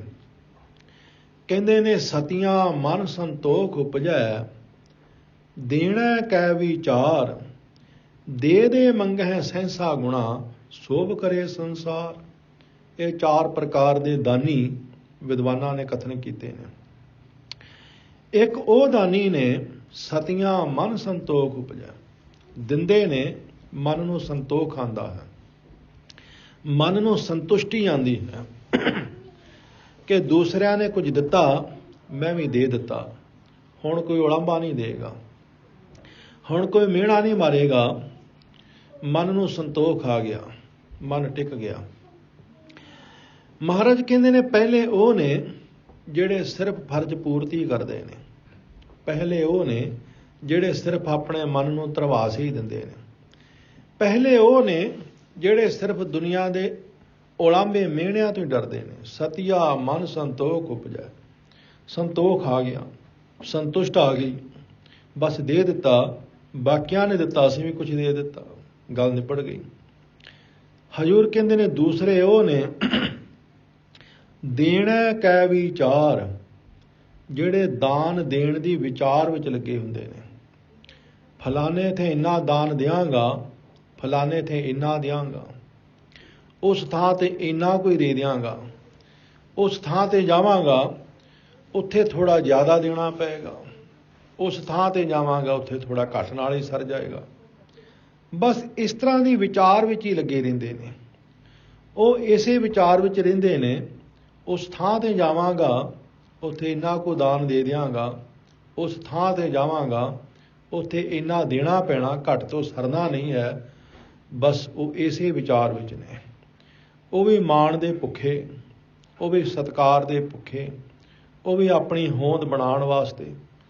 ਮਹਾਰਾਜ ਕਹਿੰਦੇ ਨੇ ਸਤਿਆ ਮਨ ਸੰਤੋਖ ਉਪਜੈ, ਦੇਣਾ ਕੈ ਵਿਚਾਰ। ਔਰ ਤੀਸਰੇ ਨੇ ਦੇ ਦੇ ਮੰਗਹਿ ਸਹਿਸਾ ਗੁਣਾ, ਦਿੰਦੇ ਨੇ ਸੈਂਕੜੇ ਗੁਣਾ ਵੱਧ ਕੇ ਮੰਗਦੇ ਨੇ। 1 ਰੁਪਇਆ ਦਾਨ ਕਰਦੇ ਨੇ, ਕਹਿੰਦੇ ਨੇ ਅਗਲੇ ਜਨਮ ਦੇ ਵਿੱਚ 100 ਹੋ ਕੇ ਮਿਲੇਗਾ। 100 ਦਾਨ ਕਰਦੇ ਨੇ, ਕਹਿੰਦੇ ਨੇ ਅਗਲੇ ਜਨਮ ਦੇ ਵਿੱਚ 1000 ਹੋ ਕੇ ਮਿਲੇਗਾ। ਬਸ ਇਸੇ ਸੋਚ ਨਾਲ ਦਾਨ ਕਰਦੇ ਨੇ। ਉਹ ਇਹੀ ਭਾਵਨਾ ਰੱਖ ਕੇ ਦਾਨ ਕਰਦੇ ਨੇ, ਜੋ ਦਾਨ ਦਿੱਤਾ ਹੈ ਉਹ ਅਗਲੇ ਜਨਮ ਦੇ ਵਿੱਚ ਸੈਂਕੜੇ ਗੁਣਾ ਵੱਧ ਕੇ ਮਿਲੇਗਾ। ਲੇਕਿਨ ਮਹਾਰਾਜ ਕਹਿੰਦੇ ਨੇ ਚੌਥੇ ਉਹ ਨੇ ਸੋਭ ਕਰੇ ਸੰਸਾਰ, ਕਿ ਸੰਸਾਰ ਸਾਡੀ ਸੋਭਾ ਕਰੇ, ਸੰਸਾਰ ਸਾਨੂੰ ਦਾਨੀ ਆਖੇ, ਸਾਡਾ ਦਾਨੀਆਂ ਦੀ ਲਿਸਟ ਵਿੱਚ ਨਾਮ ਰੱਖਿਆ ਜਾਵੇ, ਔਰ ਜਿੱਥੇ ਦਾਨੀ ਪੁਰਸ਼ਾਂ ਦੀ ਜੋ ਸੂਚੀ ਬਣਾਈ ਜਾਵੇ ਉਹਦੇ ਵਿੱਚ ਸਾਡਾ ਵੀ ਨਾਮ ਆਵੇ। ਸੋਭ ਕਰੇ ਸੰਸਾਰ। ਇਸ ਲਈ ਮਨੁੱਖ ਪਰਮਾਤਮਾ ਦੇ ਸੰਬੰਧ ਵਿੱਚ ਜੋ ਕਰਦਾ ਹੈ ਉਹ ਕੋਈ ਨਾ ਕੋਈ ਇੱਛਾ ਰੱਖ ਕੇ ਕਰਦਾ ਹੈ, ਵਾਸ਼ਨਾ ਰੱਖ ਕੇ ਕਰਦਾ ਹੈ। ਪ੍ਰੇਮ ਨਹੀਂ ਹੈ। ਜਿੱਥੇ ਪ੍ਰੇਮ ਹੈ ਉੱਥੇ ਕੋਈ ਵਾਸ਼ਨਾ ਨਹੀਂ ਹੈ। ਜਿੱਥੇ ਪ੍ਰੇਮ ਹੈ ਉੱਥੇ ਕੋਈ ਮੰਗ ਨਹੀਂ ਹੈ। ਦੁਨੀਆ ਦੇ ਵਿੱਚ ਅਸੀਂ ਕਹਿੰਦੇ ਹਾਂ ਮੇਰਾ ਫਲਾਣੇ ਮੰਤਰੀ ਨਾਲ ਬੜਾ ਪ੍ਰੇਮ ਹੈ, ਮੇਰਾ ਫਲਾਣੇ ਆਫੀਸਰ ਨਾਲ ਬੜਾ ਪ੍ਰੇਮ ਹੈ। ਕਿਉਂ ਪ੍ਰੇਮ ਹੈ? ਕਿਉਂਕਿ ਉਹਦੇ ਤੋਂ ਕੰਮ ਲੈਣਾ ਹੁੰਦਾ ਹੈ, ਤਾਂ ਪ੍ਰੇਮ ਹੈ, ਹੋਰ ਕੋਈ ਗੱਲ ਨਹੀਂ ਹੈ। ਅਗਰ ਉਹ ਕਿਤੇ ਕੰਮ ਨਾ ਕਰੇ ਤਾਂ ਪ੍ਰੇਮ ਟੁੱਟਾ, ਪ੍ਰੇਮ ਗਿਆ। ਕਿੱਥੇ ਗਿਆ ਪ੍ਰੇਮ? ਪ੍ਰੇਮ ਇਸ ਕਰਕੇ ਨਹੀਂ ਕਿ ਉਹਦਾ ਮੇਰੇ ਨਾਲ ਪਿਆਰ, ਮੇਰਾ ਉਹਦੇ ਨਾਲ ਪਿਆਰ ਉਹਦੀ ਪਦਵੀ ਨਾਲ ਹੈ, ਪਿਆਰ ਉਹਦੇ ਦਸਖਤਾਂ ਨਾਲ ਹੈ, ਪਿਆਰ ਉਹਦੀ ਹੈਸੀਅਤ ਦੇ ਨਾਲ ਹੈ, ਪਿਆਰ ਉਹਦੇ ਨਾਲ ਨਹੀਂ ਹੈ। ਕਹਿੰਦੇ ਨੇ ਦੋ ਦੋਸਤ, ਦੋ ਛੋਟੇ ਮਿੱਤਰ ਬਚਪਨ ਦੇ ਵਿੱਚ ਇਕੱਠੇ ਪੜ੍ਹਦੇ ਸਨ। ਹੌਲੀ ਹੌਲੀ ਸਮੇਂ ਦੇ ਲਿਹਾਜ਼ ਦੇ ਨਾਲ ਇੱਕ ਰਾਜਨੀਤਿਕ ਬਣ ਗਿਆ ਔਰ ਇੱਕ ਵਪਾਰੀ ਬਣ ਗਿਆ। ਅੱਜ ਦੀ ਭਾਸ਼ਾ ਵਿੱਚ ਬਿਜ਼ਨਸਮੈਨ ਕਹਿ ਲਓ। ਇੱਕ ਮੰਤਰੀ ਬਣ ਗਿਆ, ਇੱਕ ਬਿਜ਼ਨਸਮੈਨ ਬਣ ਗਿਆ। ਹੁਣ ਜਿਹੜਾ ਬਿਜ਼ਨਸਮੈਨ ਬੰਦਾ ਹੈ ਉਹਨੂੰ ਸਰਕਾਰ 'ਤੇ ਕੰਮ ਪਿਆ ਹੀ ਰਹਿੰਦਾ ਹੈ। ਕੁਛ ਨਾ ਕੁਛ ਉਹਨੇ ਕਰਾਉਣਾ ਹੀ ਹੁੰਦਾ ਹੈ, ਕੋਈ ਚੰਗਾ ਮਾੜਾ ਝੂਠ ਸੱਚ ਕਰਵਾਉਣਾ ਹੀ ਪੈਂਦਾ ਹੈ। ਬਿਜ਼ਨਸ ਸਰਕਾਰ ਦੀ ਜੋ ਨਿਗਰਾਨੀ ਤੋਂ ਬਿਨਾਂ ਚੱਲ ਹੀ ਨਹੀਂ ਸਕਦਾ। ਕਹਿੰਦੇ ਨੇ ਉਹ ਬੜਾ ਖੁਸ਼, ਹੁਣ ਮੇਰਾ ਮਿੱਤਰ ਮੰਤਰੀ ਬਣ ਗਿਆ ਹੈ, ਹੁਣ ਮੈਂ ਜੋ ਮਰਜ਼ੀ ਉਸ ਤੋਂ ਕਰਾਵਾਂ, ਜਿੱਥੇ ਮਰਜ਼ੀ ਦਸਖਤ ਕਰਵਾ ਲਵਾਂ। ਔਰ ਕਹਿੰਦੇ ਨੇ ਗਿਆ, ਉਸ ਨੂੰ ਕਹਿਣ ਲੱਗਾ ਤੂੰ ਹੁਣ ਮੰਤਰੀ ਬਣ ਗਿਆ, ਅਸੀਂ ਇਕੱਠੇ ਪੜ੍ਹਦੇ ਰਹੇ ਹਾਂ, ਇੱਕ ਕਲਾਸ ਵਿੱਚ ਪੜ੍ਹਦੇ ਰਹੇ ਹਾਂ, ਇਕੱਠੇ ਖੇਡਦੇ ਮਲਦੇ ਰਹੇ ਹਾਂ, ਬਚਪਨ ਦੇ ਦੋਸਤਾਂ ਤੋਂ ਇਸ 'ਤੇ ਦਸਖਤ ਕਰਦੇ। ਮੰਤਰੀ ਸਿਆਣਾ ਸੀ, ਉਹ ਕਹਿਣ ਲੱਗਾ ਇਸ 'ਤੇ ਦਸਖਤ ਹੋ ਨਹੀਂ ਸਕਦੇ, ਇਹ ਤੇਰੇ ਕਾਗਜ਼ ਠੀਕ ਨਹੀਂ, ਮੈਂ ਦਸਖਤ ਨਹੀਂ ਕਰ ਸਕਦਾ। ਅਗਰ ਕਰਾਂਗਾ ਤੂੰ ਤੇ ਫਸੇਂਗਾ, ਮੈਂ ਵੀ ਫਸਾਂਗਾ, ਦੋਨੋਂ ਸਜ਼ਾ ਦੇ ਹੱਕਦਾਰ ਬਣਾਂਗੇ, ਇਸ ਲਈ ਮੈਂ ਕਰ ਨਹੀਂ ਸਕਦਾ। ਕਹਿੰਦੇ ਨੇ ਦੋਸਤ ਨੇ ਆਖਿਆ ਫੇਰ ਤੂੰ ਮੇਰਾ ਦੋਸਤ ਹੀ ਕਾਹਦਾ, ਫੇਰ ਤੂੰ ਮੇਰਾ ਮਿੱਤਰ ਹੀ ਕਾਹਦਾ, ਜੇ ਤੂੰ ਇਹਦੇ 'ਤੇ ਦਸਖਤ ਨਹੀਂ ਕਰ ਸਕਦਾ। ਅੱਗੋਂ ਉਸਨੇ ਆਖਿਆ ਜੇ ਤੂੰ ਦੋਸਤ ਦੇ ਦਸਖਤ ਕਰਾਣੇ ਨੇ, ਮੈਂ ਅੱਜ ਹੀ ਮੰਤਰੀ ਪਦ ਤੋਂ ਅਸਤੀਫਾ ਦੇ ਦਿੰਦਾ, ਜਿੱਥੇ ਕਹੇ ਦਸਖਤ ਕਰ ਦਿਆਂਗਾ। ਮੈਂ ਅੱਜ ਹੀ ਆਪਣਾ ਅਹੁਦਾ ਛੱਡ ਦਿੰਦਾ, ਬਸ ਫਿਰ ਐਜ ਏ ਦੋਸਤ ਜਿੱਥੇ ਚਾਹੇਗਾ ਦਸਖਤ ਕਰਵਾਈ ਜਾਏ, ਜਿੱਥੇ ਚਾਹੇਗਾ ਸਾਈਨ ਕਰਵਾਈ ਜਾਏ। ਲੇਕਿਨ ਤੂੰ ਅੱਜ ਮੰਤਰੀ ਤੋਂ ਦਸਖਤ ਕਰਵਾਉਣੇ ਨੇ, ਜਾ ਕੇ ਦੋਸਤ ਤੋਂ ਦਸਖਤ ਕਰਵਾਉਣੇ ਨੇ, ਦੋਸਤ ਤੋਂ ਦਸਖਤ ਕਰਵਾਉਣੇ ਨੇ, ਫਿਰ ਮੰਤਰੀ ਦਾ ਅਹੁਦਾ ਛੱਡ ਦਿੰਦਾ ਹਾਂ, ਫਿਰ ਕਰਵਾਈ ਜਾਏ ਦਸਖਤ ਕਿੱਥੇ ਕਰਵਾਉਣੇ ਨੇ। ਲੇਕਿਨ ਜੇ ਮੰਤਰੀ ਤੋਂ ਦਸਖਤ ਕਰਵਾਉਣੇ ਨੇ ਫਿਰ ਨਹੀਂ ਮੈਂ ਕਰ ਸਕਦਾ। ਮਨੁੱਖ ਦੀ ਹਾਲਤ ਇਹੀ ਹੈ। ਮਨੁੱਖ ਕਿਸੇ ਵੱਡੇ ਬੰਦੇ ਨਾਲ ਦੋਸਤੀ ਇਸ ਕਰਕੇ ਨਹੀਂ ਬਣਾਉਂਦਾ ਕਿ ਉਹ ਵੱਡਾ ਹੈ, ਉਸ ਨਾਲ ਇਸ ਕਰਕੇ ਬਣਾਉਂਦਾ ਕੋਈ ਕੰਮ ਪੈ ਸਕਦਾ ਹੈ, ਇਸ ਤੋਂ ਕੋਈ ਕੰਮ ਲਵਾਂਗਾ, ਔਖੀ ਵੇਲੇ ਮੇਰੇ ਕੰਮ ਆਵੇਗਾ। ਇਸ ਲਈ ਮਨੁੱਖ ਦੀ ਕੋਸ਼ਿਸ਼ ਹੁੰਦੀ ਹੈ ਕਿ ਮੈਂ ਉਸ ਨਾਲ ਹੀ ਆਪਣਾ ਬੈਠਣ ਉੱਠਣ ਬਣਾਵਾਂ ਜੋ ਮੇਰੇ ਤੋਂ ਮਹਾਨ ਹੋਵੇ, ਮੈਂ ਉਸ ਨਾਲ ਹੀ ਆਪਣੀ ਗੱਲਬਾਤ ਰੱਖਾਂ ਜੋ ਮੇਰੇ ਤੋਂ ਵੱਡਾ ਹੋਵੇ, ਮੈਂ ਉਸ ਨਾਲ ਹੀ ਦੋਸਤੀ ਬਣਾਵਾਂ ਜੋ ਮੇਰੇ ਤੋਂ ਉੱਪਰ ਹੋਵੇ, ਕੱਲ੍ਹ ਨੂੰ ਮੇਰੇ ਕੰਮ ਆ ਸਕੇ, ਕੱਲ੍ਹ ਨੂੰ ਮੇਰਾ ਸਵਾਲ ਦਾ ਜਵਾਬ ਦੇ ਸਕੇ, ਕੱਲ੍ਹ ਨੂੰ ਔਖੇ ਸੌਖੇ ਸਮੇਂ ਮੇਰੇ ਕੰਮ ਆ ਸਕੇ। ਸੰਸਾਰ ਖੁਦਗਰਜੀ ਹੈ, ਸੰਸਾਰ ਸਵਾਰਥੀ ਹੈ, ਪਰਮਾਤਮਾ ਸਵਾਰਥੀ ਨਹੀਂ ਹੈ। ਮਨੁੱਖ ਦੁਨਿਆਵੀ ਤੌਰ 'ਤੇ ਵੀ ਸਵਾਰਥੀ ਹੈ, ਮਨੁੱਖ ਧਾਰਮਿਕ ਦੁਨੀਆ ਦੇ ਵਿੱਚ ਵੀ ਸਵਾਰਥੀ ਹੈ। ਮਨੁੱਖ ਦੁਨਿਆਵੀ ਤੌਰ 'ਤੇ ਸਵਾਰਥੀ ਹੈ, ਮਨੁੱਖ ਧਰਮ ਦੀ ਦੁਨੀਆ ਵਿੱਚ ਵੀ ਸਵਾਰਥੀ ਹੈ। ਪਰਮਾਤਮਾ ਸਵਾਰਥੀ ਨਹੀਂ ਹੈ, ਗੁਰੂ ਸਵਾਰਥੀ ਨਹੀਂ ਹੈ। ਮਹਾਰਾਜ ਕਹਿੰਦੇ ਨੇ ਮਨੁੱਖ ਤਿਲ ਜਿੰਨਾ ਦਾਨ ਕਰਦਾ ਹੈ, ਪਹਾੜ ਜਿੰਨਾ ਮੰਗਦਾ ਹੈ, ਲੇਕਿਨ ਪ੍ਰਮਾਤਮਾ ਪਹਾੜ ਜਿੰਨਾ ਦਿੰਦਾ ਹੈ, ਤਿਲ ਜਿੰਨਾ ਵੀ ਮੰਗਦਾ ਨਹੀਂ ਹੈ। ਵੱਡਾ ਦਾਤਾ ਤਿਲ ਨਾ ਤਮਾਏ। ਉਹ ਸਾਨੂੰ ਪਹਾੜ ਜਿੰਨਾ ਦੇ ਰਿਹਾ ਹੈ, ਸਭ ਕੁਝ ਦੇ ਰਿਹਾ ਹੈ। ਮਨੁੱਖ ਦਾ ਆਪਣਾ ਹੈ ਹੀ ਕੀ? ਸਰੀਰ ਉਸਨੇ ਦਿੱਤਾ ਹੈ। ਇਹ ਸਰੀਰ ਦੇ ਵਿੱਚ ਜੋਤ ਉਸਨੇ ਟਿਕਾਈ ਹੈ। ਇਹ ਹਵਾ, ਇਹ ਸੂਰਜ ਦੀ ਰੋਸ਼ਨੀ, ਇਹ ਧਰਤੀ, ਇਹ ਮਾਂ ਬਾਪ ਦਾ ਪਿਆਰ, ਇਹ ਧੀਆਂ ਪੁੱਤਰ, ਸਭ ਕੁਝ ਉਸ ਪਰਮਾਤਮਾ ਨੇ ਦਿੱਤਾ ਹੈ। ਮਨੁੱਖ ਦਾ ਹੈ ਹੀ ਕੀ? ਸੁਖਮਨੀ ਸਾਹਿਬ ਦੇ ਵਿੱਚ ਗੁਰੂ ਅਰਜਨ ਦੇਵ ਜੀ ਮਹਾਰਾਜ ਬੜਾ ਸਪਸ਼ਟ ਫੈਸਲਾ ਸੁਣਾਉਂਦੇ ਨੇ। ਰਮਈਆ ਕੇ ਗੁਣ ਚੇਤ ਪ੍ਰਾਨੀ, ਕਵਨ ਮੂਲ ਤੇ ਕਵਨ ਦ੍ਰਿਸ਼ਟਾਨੀ। ਹੇ ਪ੍ਰਾਣੀ, ਤੂੰ ਪ੍ਰਮਾਤਮਾ ਦੇ ਉਪਕਾਰ ਚੇਤੇ ਕਰ, ਉਹਦੀਆਂ ਕੀਤੀਆਂ ਹੋਈਆਂ ਨੇਕੀਆਂ ਤੂੰ ਚੇਤੇ ਕਰ, ਉਹਨੇ ਜੋ ਤੇਰੇ ਤੇ ਭਲਾ ਕੀਤਾ ਹੈ ਉਸਨੂੰ ਯਾਦ ਕਰ। ਕਵਨ ਮੂਲ ਤੇ ਕਵਨ ਦ੍ਰਿਸ਼ਟਾਨੀ। ਮੂਲ ਤੇਰਾ ਕੀ ਹੈ, ਅਸਲਾ ਤੇਰਾ ਕੀ ਹੈ, ਲੇਕਿਨ ਦਿਸਦਾ ਤੂੰ ਕੀ ਹੈ? ਮਨੁੱਖ ਦਾ ਮੂਲ ਹੈ ਹੀ ਕੀ? ਇਸ ਸਰੀਰ ਦਾ ਕੀ ਮੂਲ ਹੈ? ਹਜ਼ੂਰ ਕਹਿੰਦੇ ਨੇ, ਸਾਕਤ ਨਿਰਗੁਣ ਆਰਿਆ, ਆਪਣਾ ਮੂਲ ਪਛਾਣ, ਰਕਤ ਬਿੰਦ ਕਾ ਇਹੋ ਤਨੋ, ਅਗਨੀ ਪਾਸ ਪਿਰਾਣ। ਇਹ ਮਾਤਾ ਦੀ ਰਕਤ ਹੈ, ਪਿਤਾ ਦਾ ਬਿੰਦ ਹੈ, ਇਸ ਤੋਂ ਵੱਧ ਕੇ ਸਰੀਰ ਹੈ ਹੀ ਕੀ ਹੈ? ਇਸ ਸਰੀਰ ਦਾ ਮੂਲ ਹੈ ਹੀ ਕੀ? ਗੁਰੂ ਅਰਜਨ ਦੇਵ ਜੀ ਮਹਾਰਾਜ ਕਹਿੰਦੇ ਨੇ, ਗਰਭ ਵੱਡੋ ਮੂਲ ਇਤਨੋ, ਰਹਿਨ ਨਹੀਂ ਗਹੁ ਕਿਤਨੋ। ਤੇਰਾ ਜੋ ਮੂਲ ਹੈ ਉਹ ਇੰਨਾ ਕੁ, ਉਹ ਤੁੱਛ, ਬਹੁਤ ਹੌਲਾ, ਪਰ ਹੰਕਾਰ ਤੈਨੂੰ ਬਹੁਤ ਜ਼ਿਆਦਾ ਹੈ। ਇਸ ਤਨ ਦਾ ਹੰਕਾਰ ਤੈਨੂੰ ਬਹੁਤ ਜ਼ਿਆਦਾ ਹੈ। ਇਸ ਲਈ ਮਹਾਰਾਜ ਕਹਿੰਦੇ ਨੇ, ਤੂੰ ਆਪਣਾ ਮੂਲ ਦੇਖ, ਲੇਕਿਨ ਪ੍ਰਮਾਤਮਾ ਦੀ ਫਿਰ ਕਿਰਪਾ ਦੇਖ, ਤੈਨੂੰ ਕੀ ਤੋਂ ਕੀ ਬਣਾ ਦਿੱਤਾ ਹੈ। ਕਹਿੰਦੇ ਨੇ, ਇੱਕ ਫਕੀਰ ਨੇ ਉਸ ਖੁਦਾ ਦੇ ਉੱਪਰ ਗਿਲਾ ਕੀਤਾ, ਸ਼ਿਕਵਾ ਕੀਤਾ, ਕਹਿਣ ਲੱਗਾ, ਹੇ ਖੁਦਾ, ਤੂੰ ਬੰਦੇ ਨਾਲ ਧੋਖਾ ਕਿਉਂ ਕੀਤਾ ਹੈ? ਤੂੰ ਬੰਦੇ ਨਾਲ ਦਗਾ ਕਿਉਂ ਕੀਤਾ? ਅੰਦਰ ਤੋਂ ਗੰਦਗੀ ਭਰ ਦਿੱਤੀ ਹੈ, ਅੰਦਰ ਤੋਂ ਹੱਡੀਆਂ ਦਾ ਪਿੰਜਰ ਬਣਾ ਦਿੱਤਾ ਹੈ, ਅੰਦਰ ਤੋਂ ਲਹੂ ਭਰ ਦਿੱਤਾ ਹੈ, ਉੱਪਰ ਤੋਂ ਚਮੜੀ ਲਪੇਟ ਦਿੱਤੀ ਹੈ। ਇਹ ਕੀ ਤੂੰ ਦਗਾ ਕੀਤਾ ਹੈ? ਅੰਦਰ ਗੰਦਗੀ, ਅੰਦਰ ਹੱਡੀਆਂ ਦਾ ਪਿੰਜਰ ਔਰ ਅੰਦਰ ਖੂਨ, ਇਹਨਾਂ ਤਿਹਾਂ ਦੇ ਉੱਪਰ ਤੂੰ ਚਮੜੀ ਲਪੇਟ ਦਿੱਤੀ ਹੈ। ਇਹ ਧੋਖਾ ਕੀਤਾ ਹੀ ਕਿਉਂ? ਕਹਿੰਦੇ ਨੇ, ਖੁਦਾ ਨੇ ਆਵਾਜ਼ ਦੇ ਕੇ ਆਖਿਆ, ਐ ਫਕੀਰ, ਮੈਂ ਧੋਖਾ ਨਹੀਂ ਕੀਤਾ, ਮੈਂ ਤੇ ਭਲਾ ਕੀਤਾ ਹੈ। ਮੈਂ ਧੋਖਾ ਨਹੀਂ ਕੀਤਾ, ਮੈਂ ਤੇ ਉਪਕਾਰ ਕੀਤਾ ਹੈ। ਮੈਂ ਧੋਖਾ ਨਹੀਂ ਕੀਤਾ, ਮੈਂ ਤੇ ਇਹਦੇ ਨਾਲ ਨੇਕੀ ਕੀਤੀ ਹੈ। ਅਸਲੀਅਤ ਤੇ ਇਹਦੀ ਇਹੀ ਹੈ, ਮੈਂ ਸੋਚਿਆ ਐਵੇਂ ਮੱਖੀਆਂ ਭਿਣਕਣਗੀਆਂ, ਬਦਬੂ ਆਏਗੀ, ਮੈਂ ਉੱਪਰ ਚਮੜੀ ਲਪੇਟ ਦਿੱਤੀ ਹੈ। ਬਸ ਮੈਂ ਤੇ ਇਸ ਤੇ ਉਪਕਾਰ ਕੀਤਾ ਹੈ, ਮੈਂ ਤੇ ਇਸ ਤੇ ਭਲਾ ਕੀਤਾ ਹੈ।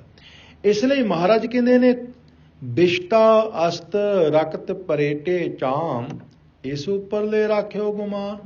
ਬਿਸ਼ਟਾ ਸਰੀਰ ਵਿੱਚ ਹੈ ਕਿ ਗੰਦਗੀ, ਅਸਤ ਹੱਡੀਆਂ ਔਰ ਰਕਤ ਖੂਨ, ਇਹਦੇ ਉੱਪਰ ਲਪੇਟੀ ਹੋਈ ਚਮੜੀ ਹੈ।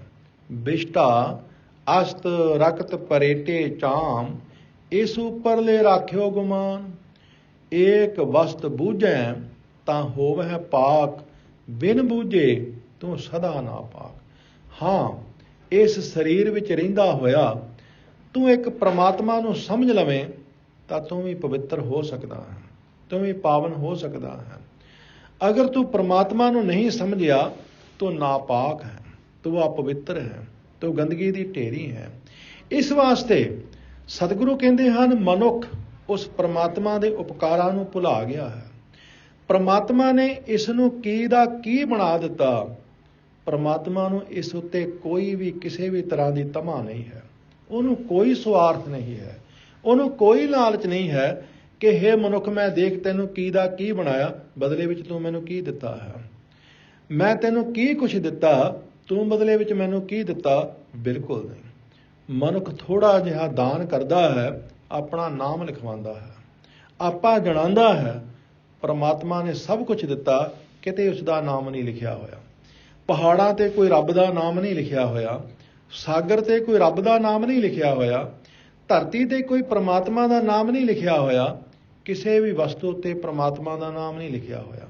ਲੇਕਿਨ ਪ੍ਰਮਾਤਮਾ ਦੀਆਂ ਦਿੱਤੀਆਂ ਦਾਤਾਂ ਵਿੱਚੋਂ ਇਹ ਮਨੁੱਖ ਥੋੜ੍ਹਾ ਜਿਹਾ ਰੱਬ ਅਰਥ ਦੇ ਕੇ ਆਪਣਾ ਨਾਮ ਲਿਖਾਉਂਦਾ ਹੈ, ਆਪ ਦਾਨੀ ਬਣ ਕੇ ਬੈਠਦਾ ਹੈ। ਮਹਾਰਾਜ ਕਹਿੰਦੇ ਨੇ, ਰਮਈਆ ਕੇ ਗੁਣ ਚੇਤ ਪ੍ਰਾਨੀ, ਕਵਨ ਮੂਲ ਤੇ ਕਵਨ ਦ੍ਰਿਸ਼ਟਾਨੀ, ਜਿਨ ਤੂੰ ਸਾਜ ਸਵਾਰ ਸ਼ਿੰਗਾਰਿਆ, ਗਰਭ ਅਗਨ ਮੈਂ ਜਨੇ ਉਬਾਰਿਆ। ਜਿਸ ਪ੍ਰਮਾਤਮਾ ਨੇ ਮਾਤਾ ਦੀ ਕੁੱਖ ਵਿੱਚ ਤੈਨੂੰ ਬਚਾਇਆ ਹੈ, ਉੱਥੇ 9 ਮਹੀਨੇ ਤੇਰਾ ਪਾਲਣ ਪੋਸ਼ਣ ਕੀਤਾ ਹੈ, ਗਰਭ ਅਗਨ ਮੈਂ ਜਨੇ ਉਬਾਰਿਆ। ਬਾਰ ਵਿਵਸਥਾ ਤੁਝ ਹੈ ਪਿਆਰੈ ਦੂਧ, ਜਦੋਂ ਤੂੰ ਬੱਚਾ ਸੀ ਉਦੋਂ ਤੂੰ ਕੋਈ ਭਾਰੀ ਖੁਰਾਕ ਨਹੀਂ ਸੀ ਖਾ ਸਕਦਾ। ਉਸ ਵੇਲੇ ਪ੍ਰਮਾਤਮਾ ਨੇ ਮਾਤਾ ਦੀ ਛਾਤੀ ਵਿੱਚ ਦੁੱਧ ਪੈਦਾ ਕੀਤਾ, ਤੂੰ ਦੁੱਧ ਪੀ ਕੇ ਆਪਣੀ ਭੁੱਖ ਮਿਟਾਈ, ਦੁੱਧ ਪੀ ਕੇ ਤੂੰ ਆਪਣਾ ਬਚਪਨਾ ਗੁਜ਼ਾਰਿਆ। ਬਾਰ ਵਿਵਸਥਾ ਤੁਝ ਹੈ ਪਿਆਰੈ ਦੂਧ, ਭਰ ਜੋਬਨ ਭੋਜਨ ਸੁਖ ਸੂਰ। ਜਦੋਂ ਤੂੰ ਜਵਾਨੀ ਵਿੱਚ ਆਇਆ, ਜਦੋਂ ਤੂੰ ਤਕੜਾ ਹੋਇਆ, ਤੇਰੇ ਵਾਸਤੇ ਪ੍ਰਮਾਤਮਾ ਨੇ ਤਰ੍ਹਾਂ ਤਰ੍ਹਾਂ ਦੇ ਭੋਜਨ ਤੇਰੇ ਅੱਗੇ ਲਿਆ ਰੱਖੇ, ਤਰ੍ਹਾਂ ਤਰ੍ਹਾਂ ਦੇ ਭੋਜਨ ਤੇਰੇ ਅੱਗੇ, ਤਰ੍ਹਾਂ ਤਰ੍ਹਾਂ ਦੇ ਪਦਾਰਥ। ਕੋਈ ਇੱਕ ਪਦਾਰਥ ਹੈ, ਪਦਾਰਥਾਂ ਦੀ ਕੋਈ ਗਿਣਤੀ ਨਹੀਂ। ਜਿੰਨੇ ਪਦਾਰਥ ਨੇ ਇਹ ਸਭ ਮਨੁੱਖ ਵਾਸਤੇ ਨੇ, ਸਭ ਮਨੁੱਖ ਵਾਸਤੇ ਨੇ। ਸ਼ੇਰ ਜੰਗਲ ਵਿੱਚ ਰਹਿੰਦਾ ਹੈ, ਪਰ ਉਹ ਵਿਚਾਰਾ ਕਦੇ ਸੇਬ ਖਾ ਨਹੀਂ ਸਕਦਾ। ਸ਼ੇਰ ਜੰਗਲ ਵਿੱਚ ਰਹਿੰਦਾ ਹੈ, ਉਹ ਵਿਚਾਰਾ ਕਦੇ ਅੰਗੂਰਾਂ ਦਾ ਸਵਾਦ ਨਹੀਂ ਲੈ ਸਕਦਾ। ਹਾਥੀ ਕਿੱਡਾ ਤਾਕਤਵਰ ਹੈ, ਉਹ ਵਿਚਾਰਾ ਰਹਿੰਦਾ ਹੈ ਜੰਗਲਾਂ ਦੇ ਵਿੱਚ, ਉਹ ਤਰ੍ਹਾਂ ਤਰ੍ਹਾਂ ਦੇ ਫਲਾਂ ਦਾ ਸਵਾਦ ਨਹੀਂ ਲੈ ਸਕਦਾ। ਉਹ ਟਾਹਣੀਆਂ ਖਾ ਕੇ, ਪੱਤੇ ਖਾ ਕੇ ਆਪਣਾ ਗੁਜ਼ਾਰਾ ਕਰਦਾ ਹੈ। ਮਨੁੱਖ ਤਰ੍ਹਾਂ ਤਰ੍ਹਾਂ ਦੇ ਫਲਾਂ ਦਾ ਸਵਾਦ ਲੈ ਸਕਦਾ ਹੈ, ਮਨੁੱਖ ਤਰ੍ਹਾਂ ਤਰ੍ਹਾਂ ਦੇ ਭੋਜਨ ਖਾ ਸਕਦਾ ਹੈ। ਪਸ਼ੂ ਦੀ ਖੁਰਾਕ ਉਹੀ ਹੈ ਜੋ ਅੱਜ ਤੋਂ ਹਜ਼ਾਰਾਂ ਸਾਲ ਪਹਿਲੇ ਸੀ, ਅੱਜ ਵੀ ਉਹੀ ਹੈ। ਸ਼ੇਰ ਜੋ ਅੱਜ ਤੋਂ ਹਜ਼ਾਰਾਂ ਸਾਲ ਪਹਿਲਾਂ ਖਾਂਦਾ ਸੀ, ਅੱਜ ਵੀ ਉਹੀ ਖਾਂਦਾ ਹੈ। ਹਾਥੀ ਅੱਜ ਤੋਂ ਹਜ਼ਾਰਾਂ ਸਾਲ ਪਹਿਲਾਂ ਜੋ ਖਾਂਦਾ ਸੀ, ਅੱਜ ਵੀ ਉਹੀ ਖਾਂਦਾ ਹੈ। ਇੱਕ ਮੱਝ, ਇੱਕ ਗਊ ਅੱਜ ਤੋਂ ਹਜ਼ਾਰਾਂ ਸਾਲ ਪਹਿਲੇ ਵੀ ਘਾਹ ਹੀ ਚੁਗਦੀ ਸੀ, ਅੱਜ ਵੀ ਘਾਹ ਹੀ ਚੁਗਦੀ ਹੈ। ਉਹਨਾਂ ਦੀ ਖੁਰਾਕ ਉਹੀ ਹੈ। ਲੇਕਿਨ ਮਨੁੱਖ ਦੀ ਖੁਰਾਕ ਕਿਤੇ ਦੀ ਕਿਤੇ ਪਹੁੰਚ ਗਈ ਹੈ। ਮਨੁੱਖ ਦੀ ਖੁਰਾਕ ਕਿਤੇ ਦੀ ਕਿਤੇ ਚਲੀ ਗਈ ਹੈ। ਮਨੁੱਖ ਇੱਕ ਖੁਰਾਕ 2, 4, 6 ਦਿਨ ਖਾ ਲਵੇ, ਇਸ ਦਾ ਮੂੰਹ ਮੁੜ ਜਾਂਦਾ ਹੈ, ਕਹਿੰਦਾ ਇਹ ਤੇ ਮੈਂ ਰੋਜ਼ ਹੀ ਖਾਂਦਾ, ਹੁਣ ਕੁਛ ਬਦਲਣਾ ਚਾਹੀਦਾ ਹੈ, ਹੁਣ ਕੁਛ ਹੋਰ ਚਾਹੀਦਾ ਹੈ। ਮਨੁੱਖ ਹਰ ਸਮੇਂ ਖੁਰਾਕ ਬਦਲਦਾ ਹੈ। ਸਵੇਰ ਦੀ ਖੁਰਾਕ ਹੋਰ, ਦੁਪਹਿਰ ਦੀ ਹੋਰ, ਸ਼ਾਮ ਦੀ ਹੋਰ, ਇਹਦੀ ਨਿਤ ਖੁਰਾਕ ਬਦਲਦੀ ਹੈ। ਪਸ਼ੂਆਂ ਦੀ ਤੇ ਖੁਰਾਕ ਹੀ ਉਹ ਹੈ। ਮਹਾਰਾਜ ਕਹਿੰਦੇ ਨੇ, ਪ੍ਰਮਾਤਮਾ ਦੀ ਇਸ ਉਪਕਾਰ ਨੂੰ ਕਦੇ ਤੂੰ ਚੇਤੇ ਕੀਤਾ? ਪ੍ਰਮਾਤਮਾ ਦੀ ਇਸ ਨੇਕੀ ਨੂੰ ਕਦੇ ਤੂੰ ਯਾਦ ਕੀਤਾ? ਬਾਰ ਵਿਵਸਥਾ ਤੁਝ ਹੈ ਪਿਆਰੈ ਦੂਧ, ਭਰ ਜੋਬਨ ਭੋਜਨ ਸੁਖ ਸੂਦ, ਬਿਰਧ ਭਇਆ ਉਪਰ ਸਾਖ ਸਹਿ, ਮੁਖ ਅਪਿਆਓ ਬੈਠ ਕੋ ਦੇ। ਤੂੰ ਬਜ਼ੁਰਗ ਹੋ ਗਿਆ, ਤੂੰ ਬੁੱਢਾ ਹੋ ਗਿਆ, ਤੈਨੂੰ ਧੀਆਂ ਪੁੱਤਰ ਦੇ ਦਿੱਤੇ ਨੇ ਤੈਨੂੰ ਸੰਭਾਲਣ ਵਾਸਤੇ, ਤੈਨੂੰ ਧੀਆਂ ਪੁੱਤਰ ਦੇ ਦਿੱਤੇ ਨੇ ਤੇਰੀ ਸਾਰ ਲੈਣ ਵਾਸਤੇ। ਮਹਾਰਾਜ ਕਹਿੰਦੇ ਨੇ, ਇਹੋ ਨਿਰਗੁਣ ਗੁਣ ਕਛੂ ਨਾ ਬੂਝੈ, ਬਖਸ਼ ਲਿਹੋ ਤੋ ਨਾਨਕ ਸੀਜੈ। ਪਰ ਇਹ ਮਨੁੱਖ ਨਿਰਗੁਣਿਆਰਾ ਹੈ, ਇਹ ਮਨੁੱਖ ਅਹਿਸਾਨ ਫਰਮੋਸ਼ ਹੈ, ਇਹ ਮਨੁੱਖ ਅਕਿਰਤ ਘਣ ਹੈ, ਕਿਉਂਕਿ ਪ੍ਰਮਾਤਮਾ ਦੇ ਕੀਤੇ ਹੋਏ ਉਪਕਾਰਾਂ ਨੂੰ ਭੁੱਲੀ ਬੈਠਾ ਹੈ। ਬਸ ਪ੍ਰਮਾਤਮਾ ਤੋਂ ਮੰਗੀ ਜਾ ਰਿਹਾ ਹੈ। ਜੋ ਉਸਨੇ ਦਿੱਤਾ ਹੈ ਉਸ ਦਾ ਧੰਨਵਾਦ ਨਹੀਂ ਹੈ, ਜੋ ਉਸਨੇ ਸੁਖ ਦਿੱਤਾ ਹੈ ਉਸ ਦਾ ਕਦੇ ਸ਼ੁਕਰਾਨਾ ਨਹੀਂ ਹੈ। ਬਸ ਹੋਰ ਮੰਗੀ ਜਾ ਰਿਹਾ ਹੈ, ਹੋਰ ਮੰਗੀ ਜਾ ਰਿਹਾ ਹੈ। ਕਦੇ ਵੀ ਉਸਦੇ ਨਾਲ ਧੰਨਵਾਦ ਨਹੀਂ ਕਰਦਾ, ਸ਼ੁਕਰਾਨਾ ਨਹੀਂ ਕਰਦਾ। ਹੇ ਪ੍ਰਮਾਤਮਾ, ਤੇਰਾ ਸ਼ੁਕਰ ਹੈ, ਤੂੰ ਸਰੀਰ ਦਿੱਤਾ ਹੈ, ਤੂੰ ਸਰੀਰ ਵਿੱਚ ਸੱਤਾ ਦਿੱਤੀ ਹੈ, ਤੂੰ ਸੋਚਣ ਸ਼ਕਤੀ ਦਿੱਤੀ ਹੈ, ਤੂੰ ਸੁਰਤ ਦਿੱਤੀ ਹੈ, ਤੂੰ ਸੰਸਾਰ ਦਾ ਹਰ ਸੁਖ ਦਿੱਤਾ ਹੈ। ਹੇ ਮਾਲਿਕ, ਤੇਰਾ ਸ਼ੁਕਰ ਹੈ। ਨਹੀਂ, ਕਹਿੰਦਾ ਤੂੰ ਦਿੱਤਾ ਹੀ ਕੀ ਹੈ? ਜੋ ਤੂੰ ਦਿੱਤਾ ਹੈ ਉਹ ਕੀ ਦਿੱਤਾ ਹੈ? ਇਹ ਤੇ ਮਿਲਣਾ ਹੀ ਸੀ, ਇਹ ਤੇ ਮੇਰਾ ਹੱਕ ਸੀ, ਇਹ ਤਾਂ ਮਿਲ ਗਿਆ ਹੈ। ਬਸ ਹੋਰ ਤੂੰ ਕੀ ਦਿੱਤਾ ਹੈ? ਸਵਾਲ ਤੇ ਹੁਣ ਇਹ ਹੈ। ਮਨੁੱਖ ਇੰਨਾ ਸਵਾਰਥੀ ਹੋ ਗਿਆ ਹੈ। ਸਤਿਗੁਰੂ ਕਹਿੰਦੇ ਨੇ, ਪ੍ਰਮਾਤਮਾ ਸਵਾਰਥੀ ਨਹੀਂ ਹੈ, ਮਨੁੱਖ ਸਵਾਰਥੀ ਹੈ। ਅਗਰ ਮਨੁੱਖ ਸਵਾਰਥੀ ਹੈ ਫਿਰ ਪ੍ਰਮਾਤਮਾ ਨੂੰ ਕਿਵੇਂ ਮਿਲ ਲਏਗਾ? ਪ੍ਰਮਾਤਮਾ ਨੂੰ ਤੇ ਸਵਾਰਥ ਹੈ ਹੀ ਕੋਈ ਨਹੀਂ, ਪ੍ਰਮਾਤਮਾ ਨੂੰ ਤੇ ਸਾਡੇ ਤੇ ਗਰਜ ਹੈ ਹੀ ਕੋਈ ਨਹੀਂ।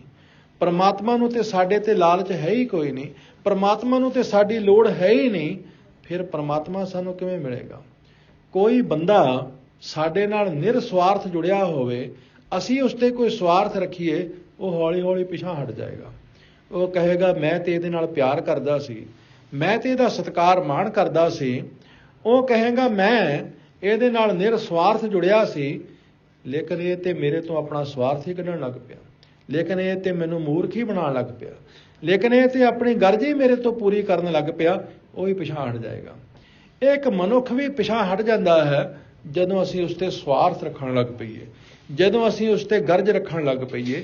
ਸਿੱਧੇ ਸ਼ਬਦਾਂ ਵਿੱਚ ਕਹਾਂ, ਜਦੋਂ ਅਸੀਂ ਉਸ ਨੂੰ ਵਰਤਣ ਲੱਗ ਪਈਏ, ਉਹ ਵੀ ਪਿਛਾਂ ਹਟ ਜਾਂਦਾ ਹੈ। ਕਹਿੰਦਾ ਇਹ ਤੇ ਮੈਨੂੰ ਵਰਤਦਾ ਹੈ, ਇਹ ਤੇ ਮੈਨੂੰ ਮੂਰਖ ਬਣਾਉਂਦਾ ਹੈ, ਮੈਂ ਤੇ ਇਹਦੇ ਨਾਲ ਸਲਾਮ ਕਲਾਮ ਰੱਖਦਾ ਸੀ, ਪਰ ਇਹ ਤੇ ਹੁਣ ਮੇਰੇ ਤੋਂ ਕੰਮ ਹੀ ਲੈਣਾ ਸ਼ੁਰੂ ਕਰ ਦਿੱਤਾ ਹੈ। ਇਸ ਲਈ ਜਦੋਂ ਅਸੀਂ ਪ੍ਰਮਾਤਮਾ ਦੇ ਨਾਲ ਵੀ ਸਵਾਰਥੀ ਬਿਰਤੀ ਰੱਖ ਕੇ ਜੁੜਾਂਗੇ, ਉਹਦੇ ਨਾਲ ਵੀ ਅਸੀਂ ਵਾਸ਼ਨਾਵਾਂ ਵਾਲੀ ਬਿਰਤੀ ਰੱਖ ਕੇ ਜੁੜਾਂਗੇ, तो परमात्मा नहीं मिल सकता, परमात्मा का मिलाप नहीं हो सकता। जिन्होंने परमात्मा का मिलाप हो गया है, उन्होंने सब कुछ ही मिल गया है, और जिन्होंने संसार के सुख मिले ने, उन्होंने कुछ भी नहीं मिलया।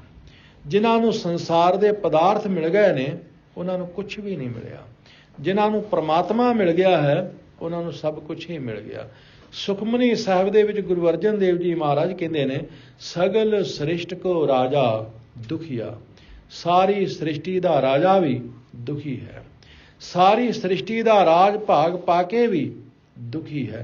कहंदा ये की है, हुण ते सूरज भी चढ़े मेरे तो पुछ के चढ़े, हुण ते हवा भी चले वो भी मेरे तो पुछ के चले, ये दरियावां दे वेग भी चलन मेरे तो पुछ के चलन, ये ते अपनी मर्जी नाल ही चलते हैं, ये तो अपनी मर्जी नाल ही चलते हैं। ये जीव जंतु भी ये मेरे तो पुछ के चलन।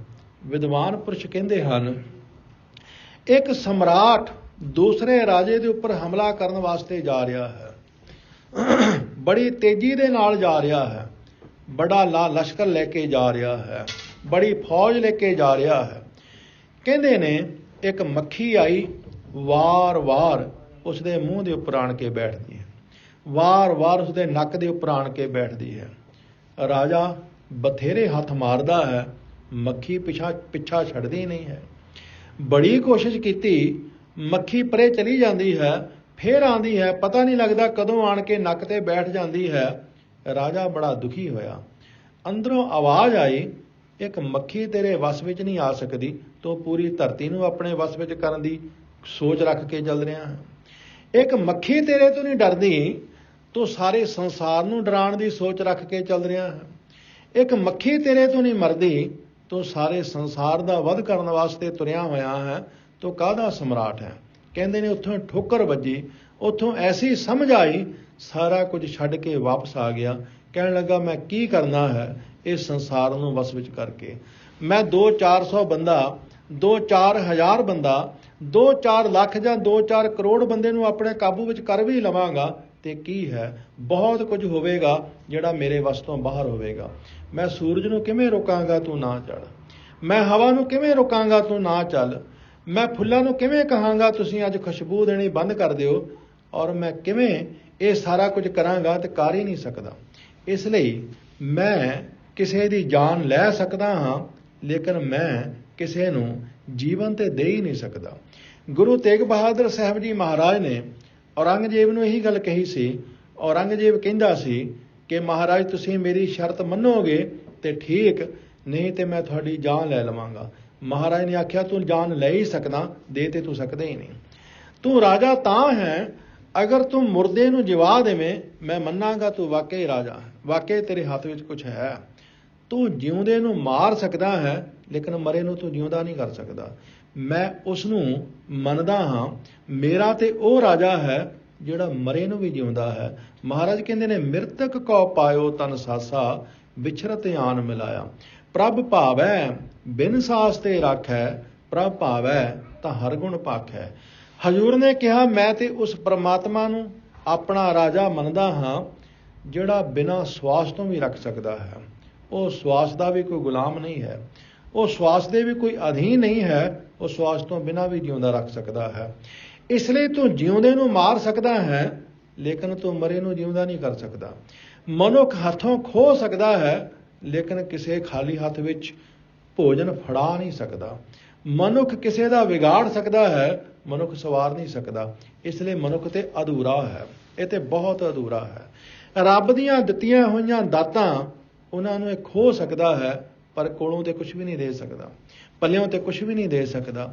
ਇਸ ਕਰਕੇ ਮਹਾਰਾਜ ਕਹਿੰਦੇ ਨੇ, ਇਹ ਮਨੁੱਖ ਪਰਮਾਤਮਾ ਦੇ ਨਾਲ ਜੋ ਪਿਆਰ ਕਰਦਾ ਹੈ, ਪਰਮਾਤਮਾ ਦੇ ਸੰਬੰਧ ਵਿੱਚ ਜੋ ਵੀ ਕਰਦਾ ਹੈ, ਉਹ ਸਵਾਰਥੀ ਕਰਦਾ ਹੈ, ਉਹ ਗਰਜਮੰਦ ਹੋ ਕੇ ਕਰਦਾ ਹੈ, ਉਹ ਲੋਭ ਬਿਰਤੀ ਰੱਖ ਕੇ ਕਰਦਾ ਹੈ। ਭਗਤ ਉਹਦੇ ਨਾਲ ਜੁੜਦੇ ਨੇ ਨਿਰਸਵਾਰਥ ਹੋ ਕੇ, ਭਗਤ ਉਹਦੇ ਨਾਲ ਜੁੜਦੇ ਨੇ ਬਿਲਕੁਲ ਵਾਸ਼ਨਾ ਤੋਂ ਮੁਕਤ ਹੋ ਕੇ। ਇਸੇ ਕਰਕੇ ਭਗਤ ਕਬੀਰ ਜੀ ਆਪਣੀ ਬਾਣੀ ਵਿੱਚ ਸਪਸ਼ਟ ਤੌਰ ਤੇ ਆਖਦੇ ਨੇ, ਕਹਿੰਦੇ ਨੇ, ਹੇ ਦੁਨੀਆ ਦੇ ਲੋਗੋ, ਰਾਜਿਆਂ ਮਹਾਰਾਜਿਆਂ ਦੇ ਕੋਲ ਹਾਥੀ ਹੋਣਗੇ, ਘੋੜੇ ਹੋਣਗੇ, ਲੇਕਿਨ ਮੇਰੇ ਕੋਲ ਪਰਮਾਤਮਾ ਹੈ। ਕਹੇ ਕਬੀਰ ਮਦਨ ਕੇ ਮਾਤੇ, ਹਿਰਦੈ ਦੇਖ ਵਿਚਾਰੀ, ਤੁਮ ਕਰ ਲਾਖ ਕੋਟ ਅਸਵ ਹਸਤੀ, ਹਮ ਕਰ ਏਕ ਮੁਰਾਰੀ। ਗੁਰੂ ਅਰਜਨ ਦੇਵ ਜੀ ਮਹਾਰਾਜ ਕਹਿੰਦੇ ਨੇ, ਮੈਂ ਤੇ ਹੁਣ ਪ੍ਰਮਾਤਮਾ ਦੀ ਸ਼ਰਨ ਵਿੱਚ ਚਲਾ ਗਿਆ ਹਾਂ। ਹੇ ਪ੍ਰਮਾਤਮਾ, ਤੂੰ ਮੈਨੂੰ ਰੱਖ, ਤੂੰ ਮੈਨੂੰ ਮਾਰ, ਹੁਣ ਮੇਰੀ ਕੋਈ ਸੋਚ ਨਹੀਂ। ਮੈਂ ਤੇਰੀ ਸ਼ਰਨ ਵਿੱਚ ਜਾ ਕੇ ਇਹ ਕਹਾਂ ਕਿ ਹੇ ਰੱਬ ਜੀ ਮੈਨੂੰ ਰੱਖ ਲਓ, ਇਹਦਾ ਮਤਲਬ ਤੇਰੇ ਤੇ ਵੀ ਮੈਨੂੰ ਕੋਈ ਸ਼ੱਕ ਹੈ। ਮੈਂ ਪ੍ਰਮਾਤਮਾ ਦੀ ਸ਼ਰਨ ਵਿੱਚ ਜਾ ਕੇ ਕਹਾਂ, ਹੇ ਪ੍ਰਮਾਤਮਾ ਦੇਖੀ ਕਿਤੇ ਹੁਣ ਤੂੰ ਨਾ ਮਾਰ ਦੇਵੀਂ, ਤੂੰ ਮੇਰੀ ਰੱਖਿਆ ਕਰੀ, ਕਿਤੇ ਤੇਰੇ ਤੋਂ ਵੀ ਮੈਨੂੰ ਖਤਰਾ ਹੋਵੇ। ਇਹ ਤੇ ਫਿਰ ਸ਼ੱਕ ਹੋ ਗਿਆ, ਇਹ ਤੇ ਫਿਰ ਸੰਸਾ ਹੋ ਗਿਆ। ਮਹਾਰਾਜ ਕਹਿੰਦੇ ਨੇ, ਅਬ ਹਮ ਚੱਲੀ ਠਾਕੁਰ ਪਹਿਹਾਰ, ਜਬ ਹਮ ਸ਼ਰਨ ਪ੍ਰਭੂ ਕੀ ਆਈ, ਰਾਖ ਪ੍ਰਭੂ ਭਾਵੇਂ ਮਾਰ। ਹੁਣ ਤੇਰੀ ਸ਼ਰਨ ਵਿੱਚ ਆ ਗਏ ਹਾਂ, ਤੂੰ ਰੱਖ, ਤੂੰ ਮਾਰ, ਅਸੀਂ ਤੇ ਤੈਨੂੰ ਸਮਰਪਿਤ ਹੋ ਗਏ ਹਾਂ। ਇਸ ਲਈ ਸਤਿਗੁਰੂ ਨੇ ਬਾਣੀ ਵਿੱਚ ਸਾਨੂੰ ਇਹ ਗੱਲ ਸਮਝਾਈ, ਕਹਿਣ ਲੱਗੇ, ਮੈਂ ਬੰਦਾ ਬਹਿ ਖਰੀਦ, ਸੱਚ ਸਾਹਿਬ ਮੇਰਾ, ਜੀਓ ਪਿੰਡ ਸਭ ਤਿਸਦਾ, ਸਭ ਕਿਛ ਹੈ ਤੇਰਾ। ਮੈਂ ਤੇ ਉਸ ਪ੍ਰਮਾਤਮਾ ਦਾ ਬਹਿ ਖਰੀਦਿਆ ਹੋਇਆ ਬੰਦਾ ਹਾਂ। ਬਹਿ ਖਰੀਦਣ ਦਾ ਅਰਥ ਕੀ ਹੁੰਦਾ ਹੈ? ਅਸੀਂ ਕੋਈ ਚੀਜ਼ ਕਿਸੇ ਨੂੰ ਗਹਿਣੇ ਦੇ ਦਈਏ, ਉਹਦੇ ਉੱਤੇ ਸਾਡਾ ਹੱਕ ਹੁੰਦਾ ਹੈ। ਅਸੀਂ ਅੱਧ ਤੇ ਜ਼ਮੀਨ ਦੇ ਦਈਏ, ਉਹਦੇ ਤੇ ਸਾਡਾ ਹੱਕ ਹੁੰਦਾ ਹੈ। ਅਸੀਂ ਹਾਲੇ ਤੇ ਦੇ ਦਈਏ, ਠੇਕੇ ਤੇ ਦੇ ਦਈਏ, ਸਾਡਾ ਹੱਕ ਹੁੰਦਾ ਹੈ। ਲੇਕਿਨ ਅਸੀਂ ਕਿਸੇ ਨੂੰ ਵੇਚ ਹੀ ਦਈਏ, ਫਿਰ ਸਾਡਾ ਕੋਈ ਹੱਕ ਨਹੀਂ ਹੈ। ਅਸੀਂ ਕਿਸੇ ਨੂੰ ਜ਼ਮੀਨ ਗਹਿਣੇ ਦਿੱਤੀ ਹੈ, ਸਾਡਾ ਹੱਕ ਹੈ। ਹਾਲੇ ਤੇ ਦਿੱਤੀ ਹੈ, ਸਾਡਾ ਹੱਕ ਹੈ, ਲੇਕਿਨ ਅਸੀਂ ਵੇਚ ਹੀ ਦਿੱਤੀ ਹੈ। ਕੋਈ ਵਸਤੂ ਅਸੀਂ ਵੇਚ ਹੀ ਦਈਏ, ਉਹਦੇ ਉੱਤੇ ਸਾਡਾ ਹੱਕ ਨਹੀਂ ਹੈ, ਕੋਈ ਹੱਕ ਨਹੀਂ ਹੈ। ਜਿਹੜੀ ਚੀਜ਼ ਅਸੀਂ ਵੇਚ ਦਿੱਤੀ, ਹੁਣ ਅਗਲਾ ਉਹਦੇ ਤੋਂ ਸਸਤੇ ਭਾਅ ਵੇਚੇ, ਮਹਿੰਗੇ ਭਾਅ ਵੇਚੇ, ਅਸੀਂ ਬਿਲਕੁਲ ਆਪਣਾ ਹੱਕ ਨਹੀਂ ਜਤਾ ਸਕਦੇ। ਅਸੀਂ ਬਿਲਕੁਲ ਉਸ ਨੂੰ ਜਾ ਕੇ ਰੋਕ ਨਹੀਂ ਸਕਦੇ ਕਿ ਤੂੰ ਇਹ ਕੀ ਕੀਤਾ, ਕਿਉਂਕਿ ਅਸੀਂ ਤੇ ਵੇਚ ਦਿੱਤੀ ਹੈ, ਸਾਡਾ ਹੱਕ ਖਤਮ ਹੋ ਗਿਆ ਹੈ। ਮਹਾਰਾਜ ਕਹਿੰਦੇ ਨੇ, ਮੈਂ ਵੀ ਪ੍ਰਮਾਤਮਾ ਦਾ ਬਹਿ ਖਰੀਦਿਆ ਹੋਇਆ ਹਾਂ, ਮੇਰਾ ਹੁਣ ਕੋਈ ਆਪਣੇ ਆਪ ਤੇ ਹੱਕ ਨਹੀਂ ਹੈ। ਸੁਖਮਨੀ ਸਾਹਿਬ ਦੇ ਵਿੱਚ ਗੁਰੂ ਅਰਜਨ ਦੇਵ ਜੀ ਮਹਾਰਾਜ ਦੇ ਬਚਨ, ਮਹਾਰਾਜ ਕਹਿੰਦੇ ਨੇ, ਮਨ ਵੇਚੈ ਸਤਿਗੁਰ ਕੈ ਪਾਸ, ਤਿਸ ਸੇਵਕ ਕੇ ਕਾਰਜ ਰਾਸ। ਇਸ ਮਨ ਨੂੰ ਵੇਚ ਦਿਓ, ਬਸ ਪ੍ਰਮਾਤਮਾ ਦੇ ਅੱਗੇ ਵੇਚ ਦਿਓ, ਗੁਰੂ ਦੇ ਅੱਗੇ ਆਪਣੇ ਆਪ ਨੂੰ ਵੇਚ ਦਿਓ। ਜਦੋਂ ਵੇਚ ਦਿਓਗੇ, ਤੁਹਾਡਾ ਆਪਣੇ ਆਪ ਤੋਂ ਹੱਕ ਖਤਮ ਹੋ ਜਾਏਗਾ। ਹੁਣ ਤੁਹਾਨੂੰ ਕੋਈ ਹੱਕ ਨਹੀਂ ਕਿ ਤੁਸੀਂ ਆਪਣੇ ਆਪ ਨੂੰ ਕੋਈ ਨਾ ਕੋਈ ਇੱਛਾ ਰੱਖ ਸਕੋ, ਕੋਈ ਨਾ ਕੋਈ ਵਾਸ਼ਨਾ ਰੱਖ ਸਕੋ। ਇਸ ਲਈ ਮਹਾਰਾਜ ਕਹਿੰਦੇ ਹਨ, ਮੁੱਲ ਖਰੀਦੀ ਲਾਲਾ ਗੋਲਾ, ਮੇਰਾ ਨਾਉ ਸੁਭਾਗਾ, ਗੁਰ ਕੀ ਬਚਨੀ ਹਾਟ ਬਿਕਾਨਾ, ਜਿਤ ਲਾਇਆ ਤਿਤ ਲਾਗਾ। ਮਹਾਰਾਜ ਕਹਿੰਦੇ ਨੇ, ਮੈਂ ਤੇ ਗੁਰੂ ਦੇ ਬਚਨਾਂ ਦਾ ਸਦਕਾ ਉਹਦੇ ਹੱਟ ਦੇ ਉੱਪਰ ਵੇਖ ਹੀ ਗਿਆ ਹਾਂ, ਬਸ ਜਿੱਥੇ ਉਸਨੇ ਲਾਇਆ ਹੈ ਮੈਂ ਲੱਗ ਗਿਆ। ਤੇਰੇ ਲਾਲੇ ਕਿਆ ਚਤਰਾਈ, ਸਾਹਿਬ ਕਾ ਹੁਕਮ ਨਾ ਕਰਨਾ ਜਾਈ। ਲਾਲੇ ਦਾ ਅਰਥ ਹੁੰਦਾ ਗੁਲਾਮ। ਹੇ ਮਾਲਕ, ਤੇਰੇ ਗੁਲਾਮ ਦੇ ਕੋਲ ਕੀ ਚਤਰਾਈ ਹੈ? ਕੋਈ ਚਤਰਾਈ ਨਹੀਂ, ਕੋਈ ਸਿਆਣਪ ਨਹੀਂ, ਗੁਲਾਮ ਦੀ ਕੋਈ ਵਾਸ਼ਨਾ ਨਹੀਂ। ਗੁਲਾਮ ਕਦੇ ਨਹੀਂ ਕਹਿੰਦਾ, ਮਾਲਕ ਮੈਂ ਇਹ ਖਾਣਾ, ਮੈਂ ਇਹ ਨਹੀਂ ਖਾਣਾ, ਮੈਂ ਇਹ ਪਹਿਨਣਾ, ਮੈਂ ਇਹ ਨਹੀਂ ਪਹਿਨਣਾ। ਮਹਾਰਾਜ ਕਹਿੰਦੇ ਨੇ, ਗੁਲਾਮ ਤੇ ਸਮਰਪਿਤ ਹੈ, ਬਸ ਮੈਂ ਤੇ ਉਹਦੇ ਅੱਗੇ ਵਿਕ ਗਿਆ ਹਾਂ, ਮੈਂ ਤੇ ਉਹਦੇ ਅੱਗੇ ਗੋਲਾ ਬਣ ਗਿਆ ਹਾਂ। ਇਸੇ ਕਰਕੇ ਗੁਰੂ ਅਰਜਨ ਦੇਵ ਜੀ ਮਹਾਰਾਜ ਦਾ ਬਚਨ ਅਸੀਂ ਕਈ ਵਾਰ ਮੁੱਖ ਵਾਕ ਦੇ ਰੂਪ ਦੇ ਵਿੱਚ ਸਰਵਣ ਕਰਦੇ ਹਾਂ। ਧੰਨ ਗੁਰੂ ਅਰਜਨ ਦੇਵ ਜੀ ਮਹਾਰਾਜ ਕਹਿੰਦੇ ਨੇ, ਤੁਮਰੀ ਟੇਕ ਤੁਮਾਰੀ ਆਸਾ, ਤੁਮ ਹੀ ਸਜਣ ਸੁਹੇਲੇ, ਰਾਖੋ ਰਾਖਣ ਹਾਰ ਦਿਆਲਾ, ਨਾਨਕ ਘਰ ਕੇ ਗੋਲੇ। ਹੇ ਮਾਲਕ, ਅਸੀਂ ਤੇਰੇ ਘਰ ਦੇ ਗੋਲੇ ਹਾਂ, ਤੇਰੇ ਘਰ ਦੇ ਗੁਲਾਮ ਹਾਂ, ਅਸੀਂ ਤੇ ਤੇਰੇ ਬਹਿ ਖਰੀਦੇ ਹੋਏ ਹਾਂ। ਧੰਨ ਗੁਰੂ ਅਰਜਨ ਦੇਵ ਜੀ ਮਹਾਰਾਜ ਦਾ ਪਾਵਨ ਬਚਨ हर आराध ना जाना रे, हर हर गुर गुर करता रे, हर जियो नाम परियो रामदास। हे मालिक, सानू तेरा नाम जपना आउंदा नहीं, ਅਸੀਂ ਤੇ ਪਿਆਰ ਦੇ ਵਿੱਚ ਤੇਰੀ ਹਰੀ ਹਰੀ ਗੁਰੂ ਗੁਰੂ ਬਸ ਕਰਦੇ ਰਹਿੰਦੇ ਹਾਂ, ਜਿਸ ਦਾ ਸਦਕਾ ਸਾਡਾ ਨਾਮ ਰਾਮ ਦੇ ਦਾਸ ਪੈ ਗਿਆ ਹੈ, ਰੱਬ ਦੇ ਸੇਵਕ ਪੈ ਗਿਆ ਹੈ। ਧੰਨ ਗੁਰੂ ਅਰਜਨ ਸਾਹਿਬ ਜੀ ਮਹਾਰਾਜ ਦੇ ਅੰਮ੍ਰਿਤ ਬਚਨਾਂ ਦੀ ਵਿਚਾਰ ਸਾਧ ਸੰਗਤ ਜੀ ਤੁਸਾਂ ਬਹੁਤ ਪਿਆਰ ਤੇ ਬੜੇ ਟਿਕਾਓ ਦੇ ਨਾਲ ਸਰਵਣ ਕੀਤੀ ਹੈ। ਗੁਰਮੁਖਾਂ ਦਾ ਸਾਰਿਆਂ ਦਾ ਬਹੁਤ ਬਹੁਤ ਧੰਨਵਾਦ। ਮਾਈਆਂ ਬੀਬੀਆਂ ਭੈਣਾਂ ਤਿਨਾਂ ਦਾ ਸਾਰਿਆਂ ਦਾ ਬਹੁਤ ਬਹੁਤ ਧੰਨਵਾਦ। ਔਰ ਇਸੇ ਤਰ੍ਹਾਂ ਜੋ ਵਿਸਾਖੀ ਰੇਡੀਓ ਚੱਲਦਾ ਹੈ, ਵਿਸਾਖੀ ਰੇਡੀਓ ਤੋਂ ਵੀ ਬਹੁਤ ਸਾਰੀਆਂ ਸੰਗਤਾਂ ਨੇ ਕਥਾ ਕੀਰਤਨ ਸਰਵਣ ਕਰਕੇ ਆਨੰਦ ਲਿਆ ਹੋਵੇਗਾ, ਉਹਨਾਂ ਦਾ ਵੀ ਬਹੁਤ ਬਹੁਤ ਧੰਨਵਾਦ। ਔਰ ਜਿਸ ਤਰ੍ਹਾਂ ਗੁਰਮੁਖ ਪਿਆਰਿਆਂ ਨੇ ਬੇਨਤੀ ਕੀਤੀ ਸੀ ਕਿ 3 ਜੂਨ ਨੂੰ ਧੰਨ ਗੁਰੂ ਅਰਜਨ ਦੇਵ ਜੀ ਮਹਾਰਾਜ ਦਾ ਸ਼ਹੀਦੀ ਪੁਰਬ ਹੈ, 1 ਜੂਨ ਨੂੰ ਇਸ ਗੁਰਦੁਆਰਾ ਗੁਰੂ ਹਰਕ੍ਰਿਸ਼ਨ ਸਾਹਿਬ ਓੜਵੀ ਵਿਖੇ ਅਖੰਡ ਪਾਠ ਸਾਹਿਬ ਆਰੰਭ ਹੋਣਗੇ। ਸੋ ਭਾਈ ਵੱਧ ਤੋਂ ਵੱਧ ਤਨ ਮਨ ਧਨ ਦੇ ਨਾਲ ਸੇਵਾ ਕਰੋ। ਧੰਨ ਗੁਰੂ ਅਰਜਨ ਦੇਵ ਸੱਚੇ ਪਾਤਸ਼ਾਹ ਜੀ ਦਾ ਜੋ ਪਾਵਨ ਸ਼ਹੀਦੀ ਦਿਹਾੜਾ ਹੈ, ਉਸ ਦੇ ਵਿੱਚ ਸ਼ਾਮਲ ਹੋ ਕੇ ਸੇਵਾ ਕਰਕੇ ਜੀਵਨ ਸਫਲ ਬਣਾਓ। ਜਿੱਥੇ ਤੁਸੀਂ ਪਿਆਰ ਸ਼ਰਧਾ ਨਾਲ ਕਥਾ ਸਰਵਣ ਕੀਤੀ, ਕਥਾ ਦੇ ਸਤਿਕਾਰ ਵਿੱਚ ਬੇਅੰਤ ਮਾਇਆ ਅਰਦਾਸ ਕਰਵਾਈ, ਸਤਿਗੁਰੂ ਸਭਨਾਂ ਦੀਆਂ ਕਿਰਤ ਕਮਾਈਆਂ ਵਿੱਚ ਬਰਕਤਾਂ ਪਾਉਣ, ਸਰੀਰਕ ਤੰਦਰੁਸਤੀ ਗੁਰਸਿੱਖੀ ਜੀਵਨ ਮਹਾਰਾਜ ਸਾਰਿਆਂ ਨੂੰ ਬਖਸ਼ਿਸ਼ ਕਰਨ। ਭੁੱਲਾਂ ਚੁੱਕਾਂ ਦੀ ਖਿਮਾ ਜੀ, ਪਿਆਰ ਵਿੱਚ ਸਰਬੱਤ ਮਾਈ ਭਾਈ ਫਤਿਹ ਬੁਲਾਓ ਜੀ। ਵਾਹਿਗੁਰੂ ਜੀ ਕਾ ਖਾਲਸਾ, ਵਾਹਿਗੁਰੂ ਜੀ ਕੀ ਫਤਿਹ।